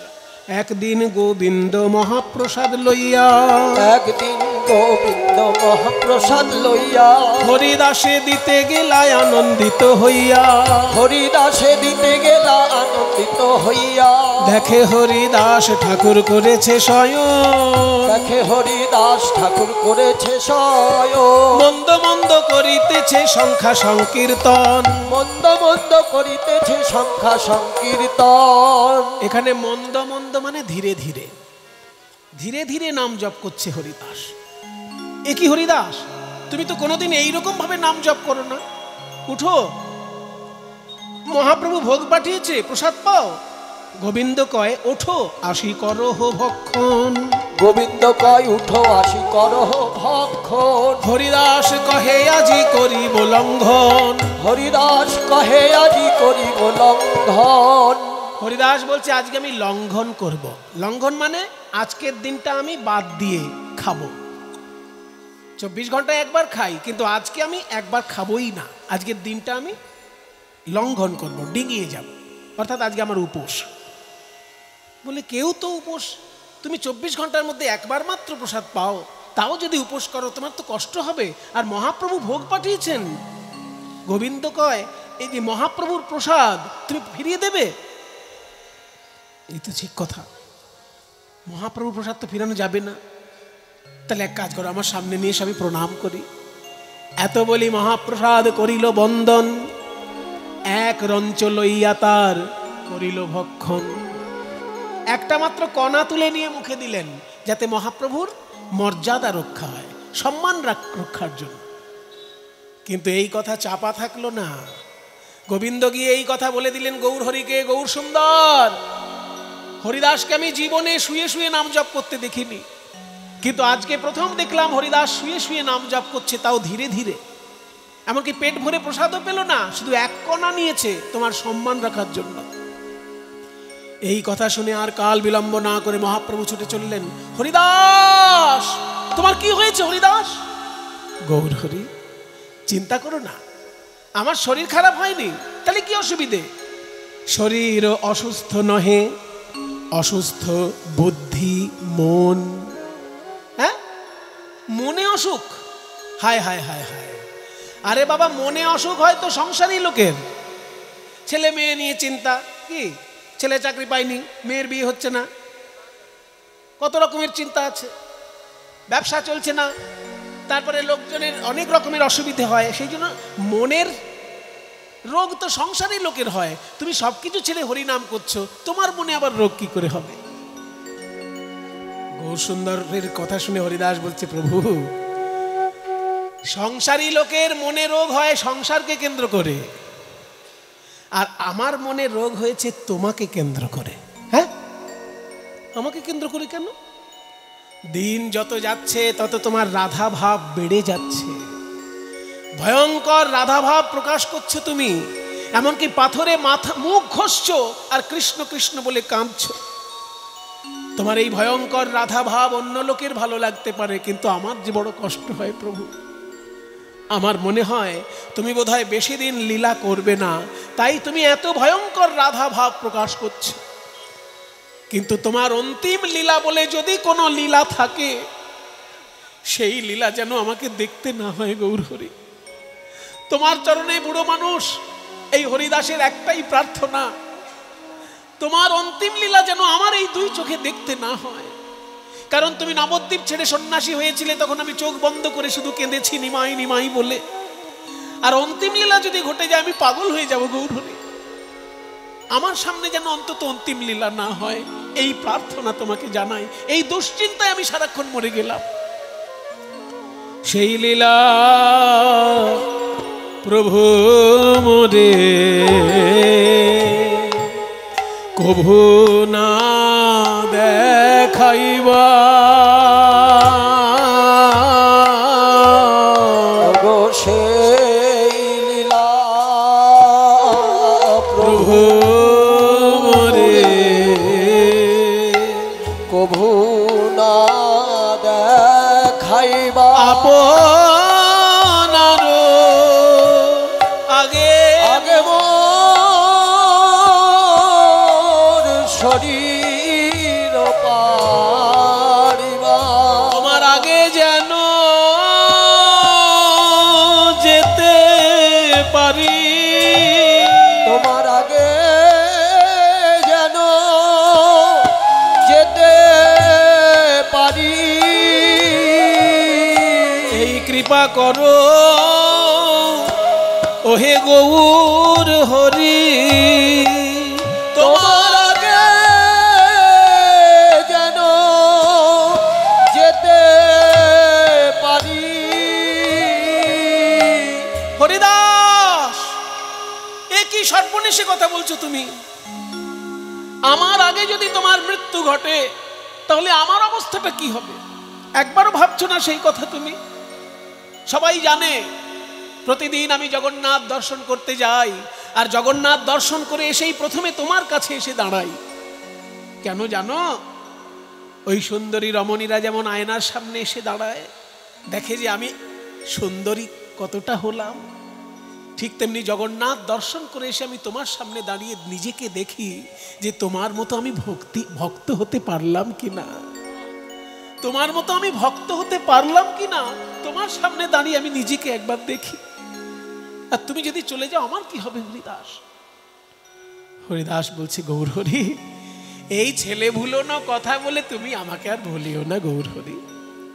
তোমার ভক্ত রাজ্যে রূপ গোস্বামী, সনাতন গোস্বামী, আরো কত বড় বড় বৈষ্ণব আচার্য আছেন, ওদের তুলনায় আমি একটা পিঁপড়ের মতো। একটা পিঁপড়ে যদি মরে যায় পৃথিবীর কি কোনো ক্ষতি হয়? না না হরিদাস, এই কথা বলো না গৌর হরি, এই কিন্তু আমার শেষ কথা। তুমি সত্যিই যদি ভক্তবৎসল ভগবান হও, তাহলে আমার শেষ ইচ্ছা তোমাকে পূর্ণ করতেই হবে।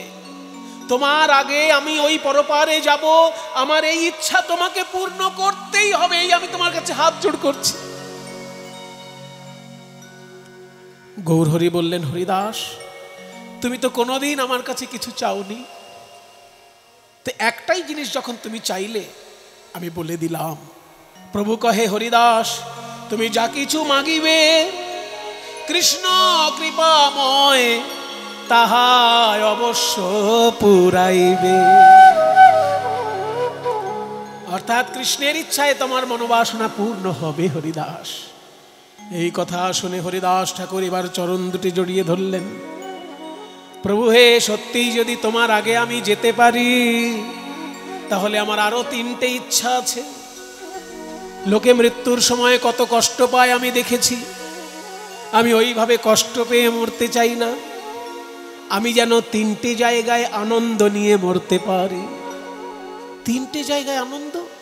হ্যাঁ প্রভু, লোকের বুকে কষ্ট হয় মৃত্যুর সময়, আর আমার বুকের উপর যেন তোমার চরণটা থাকে। লোকে মুখে কথা বলতে গিয়ে কথা বলতে পারে না মৃত্যুর সময়, কিন্তু আমার মুখে যেন তোমার নামটা থাকে। আর লোকে চোখে অন্ধকার দেখে মৃত্যুর সময়, আমি যেন আমার চোখে তোমার চাঁদ বদনটা দেখতে পাই।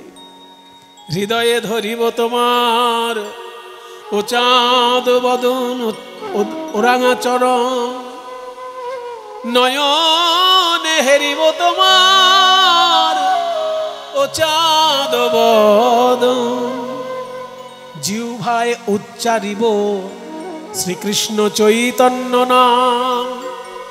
এই মতো মোর ইচ্ছা ছাড়িব পর। যখনই এই কথা বলে হরিদাস প্রণাম জানিয়েছে, উঠে দেখে আর গৌর হরি নেই। তার মানে কি গৌর হরি পালিয়ে গেলেন, আর দাঁড়িয়ে থাকলেন না? কারণ এর পরে যদি আর কিছু চাই আর দিতে পারবো না আমি। মহাপ্রভু চলে গেলেন। পরের দিন মহাপ্রভু ভক্তগণকে সঙ্গে করে এনেছেন হরিদাসের কাছে।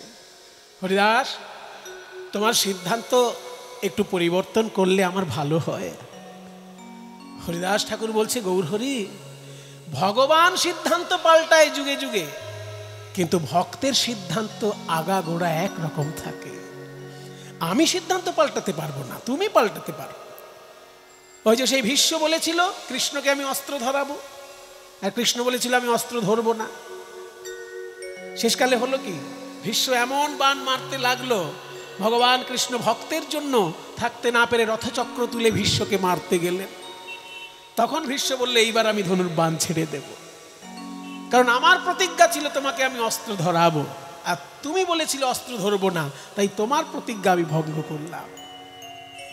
কাজেই ভগবান তার সিদ্ধান্ত পাল্টাতে পারে ভক্তকে রক্ষা করতে গিয়ে, কিন্তু ভক্ত কখনো সিদ্ধান্ত পাল্টায় না। প্রভু, আমার যা ইচ্ছা তাই আছে, তাই হোক হরিদাস, তবে তাই হোক।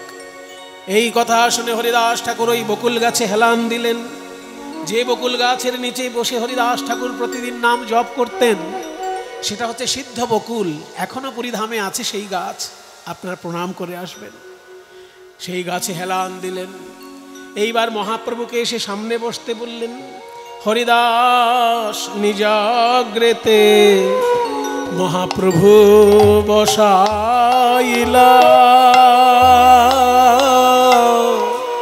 আর নিজ নেত্র দুই ভৃঙ্গ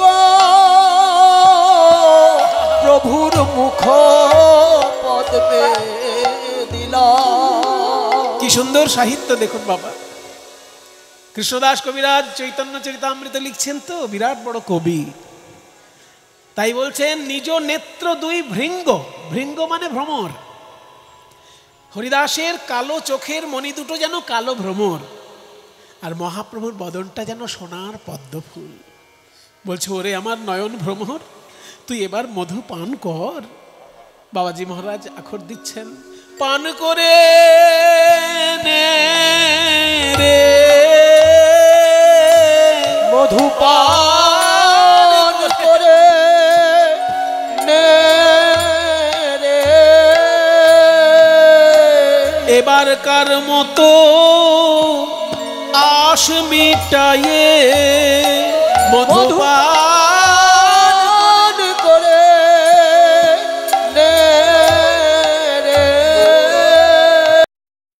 মধু পান করে থাক মেতে, মধু পান করে থাক মেতে, তুই আশিস নায়ার এ দেতে, মধু পান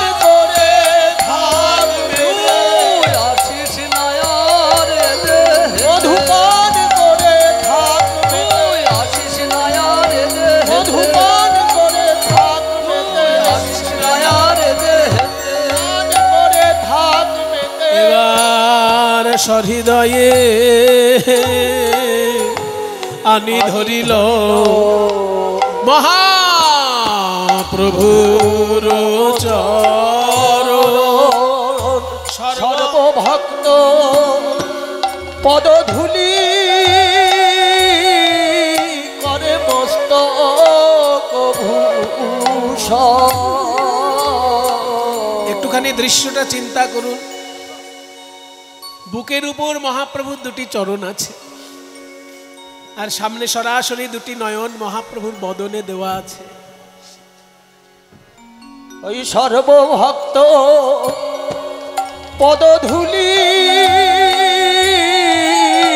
করে মস্তক ভূষণ। দেখুন মর্যাদা কাকে বলে। হরিদাস ঠাকুর বলছেন, যারা এখন আশেপাশে আছো আমার, একজন একজন করে আমার মাথার কাছে এসে একটু দাঁড়াও না। তোমাদের পদধূলি আমার মাথায় নেই। ছোট হও বড় হও যে আছো, আমার কাছে এসে দাঁড়াও। তোমরা সবাই মিলে কৃপা করো, তোমরা সবাই মিলে কৃপা করো। প্রাণ গৌর বলে মরতে পারি, সবাই মিলে কৃপা করো। ওহে প্রাণ গৌর বলে মরতে পারি, সবাই মিলে কৃপা করো। সর্বভক্ত পদধূলি করে মস্তক ভূষণ। এইবার শ্রীকৃষ্ণ চৈতন্য শব্দ কহে বারবার, আর প্রভু মুখ মাধুরী পিয়ে নেত্রে জলধার। শ্রীকৃষ্ণ চৈতন্য শব্দ করিতে উচ্চারণ,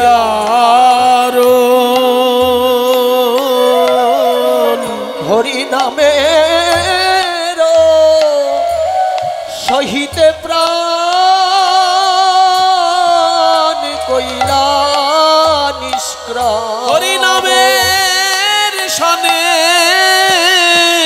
গেল চলে, হরি নামের সনে গেল চলে। হরি দাসের নাম ময় প্রাণ, হরি নামের সনে গেল চলে, নাম ময় প্রাণ। হরি নামের সনে গেল চলে, দাসের নাম ময় হরি প্রাণ, নামের সনে গেল চলে, দাসের নাম ময় হরি নামের সনে গেল চলে, নাম ময় প্রাণ। হরি নামের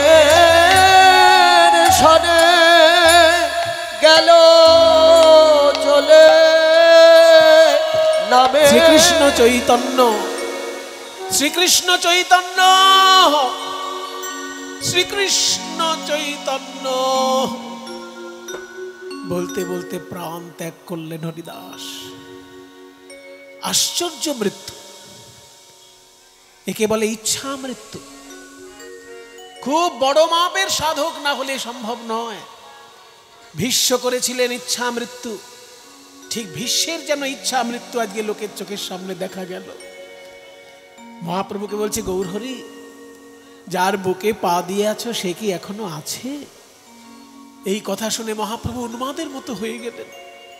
হরিদাসের দেহটি কোলে তুলে নিলেন, আর এই দেহটি নিয়ে উন্মাদের মতো গৌরহরি নৃত্য করতে লাগলেন।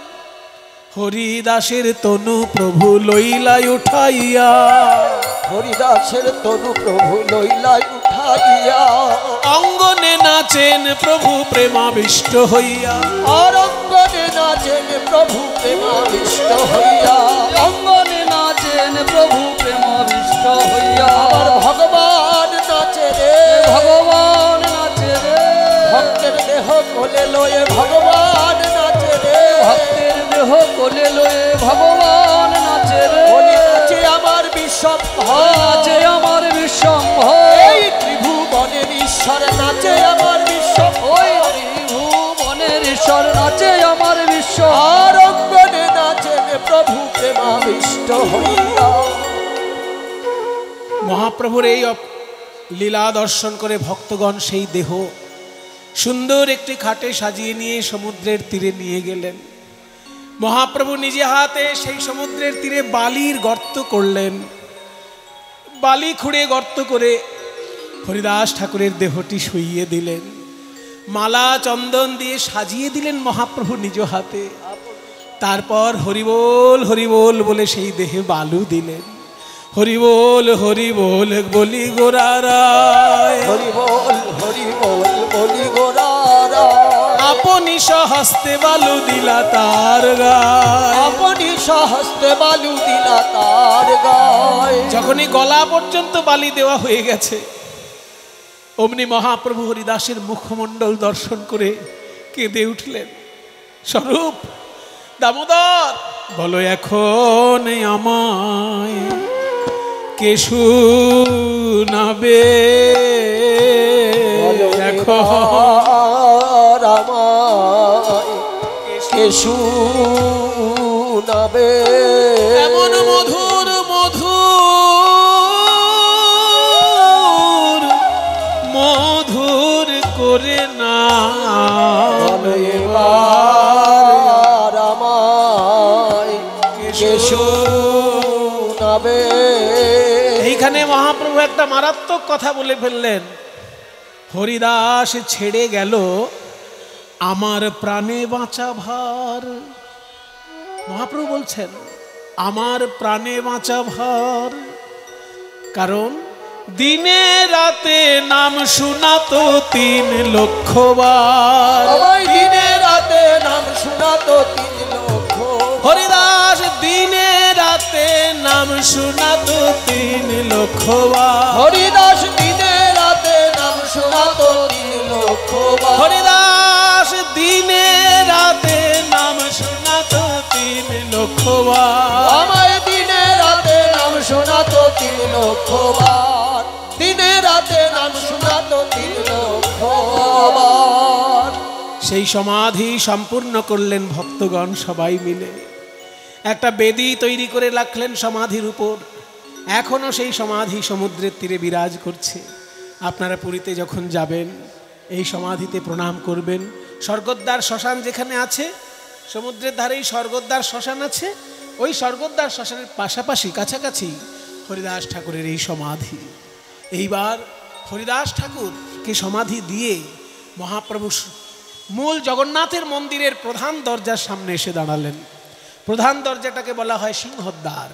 সিংহদ্বারে আসি প্রভু পশারির ঠাই, সিংহদ্বারে আসি প্রভু পশারির ঠাই, আচল পাতিয়া ভিক্ষা মাগিল তথায়, আচল পড়িয়া ভিক্ষা মাগিল তথায়। হরিদাসের মহাপ্রয়াণ উৎসবের তরে, হরিদাসের মহাপ্রয়াণ উৎসবের তরে, আচল ভরিয়া ভিক্ষা দেহ তোয় আমারে, তোমরা আচল ভরিয়া ভিক্ষা দেহ তোয় আমারে। জানি তাই যারা যারা ভিক্ষা দিচ্ছেন, আজকের এই ভিক্ষা সরাসরি মহাপ্রভু সেবায় পাঠিয়ে দেওয়া হবে। কারণ এই ভিক্ষা আমি বাড়ি নিয়ে যাই না।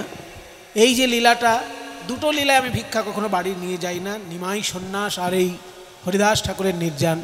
কারণ এই লীলায় স্বয়ং চৈতন্য মহাপ্রভু ভিক্ষা করছেন। তাই এই ভিক্ষায় যে যা দেবেন সরাসরি আমাদের গুরু আশ্রম বরাহনগর পাটবাড়ি আশ্রমে এই ভিক্ষা পৌঁছে দেওয়া হবে। ভগবান ভিখারি, ভগবান ভিখারি, ভক্তের প্রেমে বাঁধা পড়ি ভগবান ভিখারি, ভক্তের প্রেমে বাঁধা পড়ি ভগবান ভিখারি। ভিক্ষা লইয়া মহাপ্রভু অঙ্গনে আসিল, ভিক্ষা লইয়া মহাপ্রভু অঙ্গনে আসিল, সেথায় হরিদাসের মহা উৎসব করিল, উৎসব করিল। হরিদাস সঙ্গে যে সমুদ্র তীরে গেলা, হরিদাস গাত্রে বালু চড়াইলা হরিদাস গাত্রে যে বা বালু চড়াইলা হরিদাস সঙ্গে যে বা ভোজন করিবে হরিদাস উৎসবে যে বা ভোজন করিবে কৃষ্ণ প্রেম প্রাপ্তি তারে অবশ্য হইবে কৃষ্ণ প্রেম প্রাপ্তি তার অবশ্য হইবে জয় হরিদাস বলি হরি জয় হরিদাস বলি হরি জয় হরিদাস বলি হরি জয় হরিদাস বলি হরি নাম মহিমা প্রচারকারী জয় হরিদাস বলি হরি হরি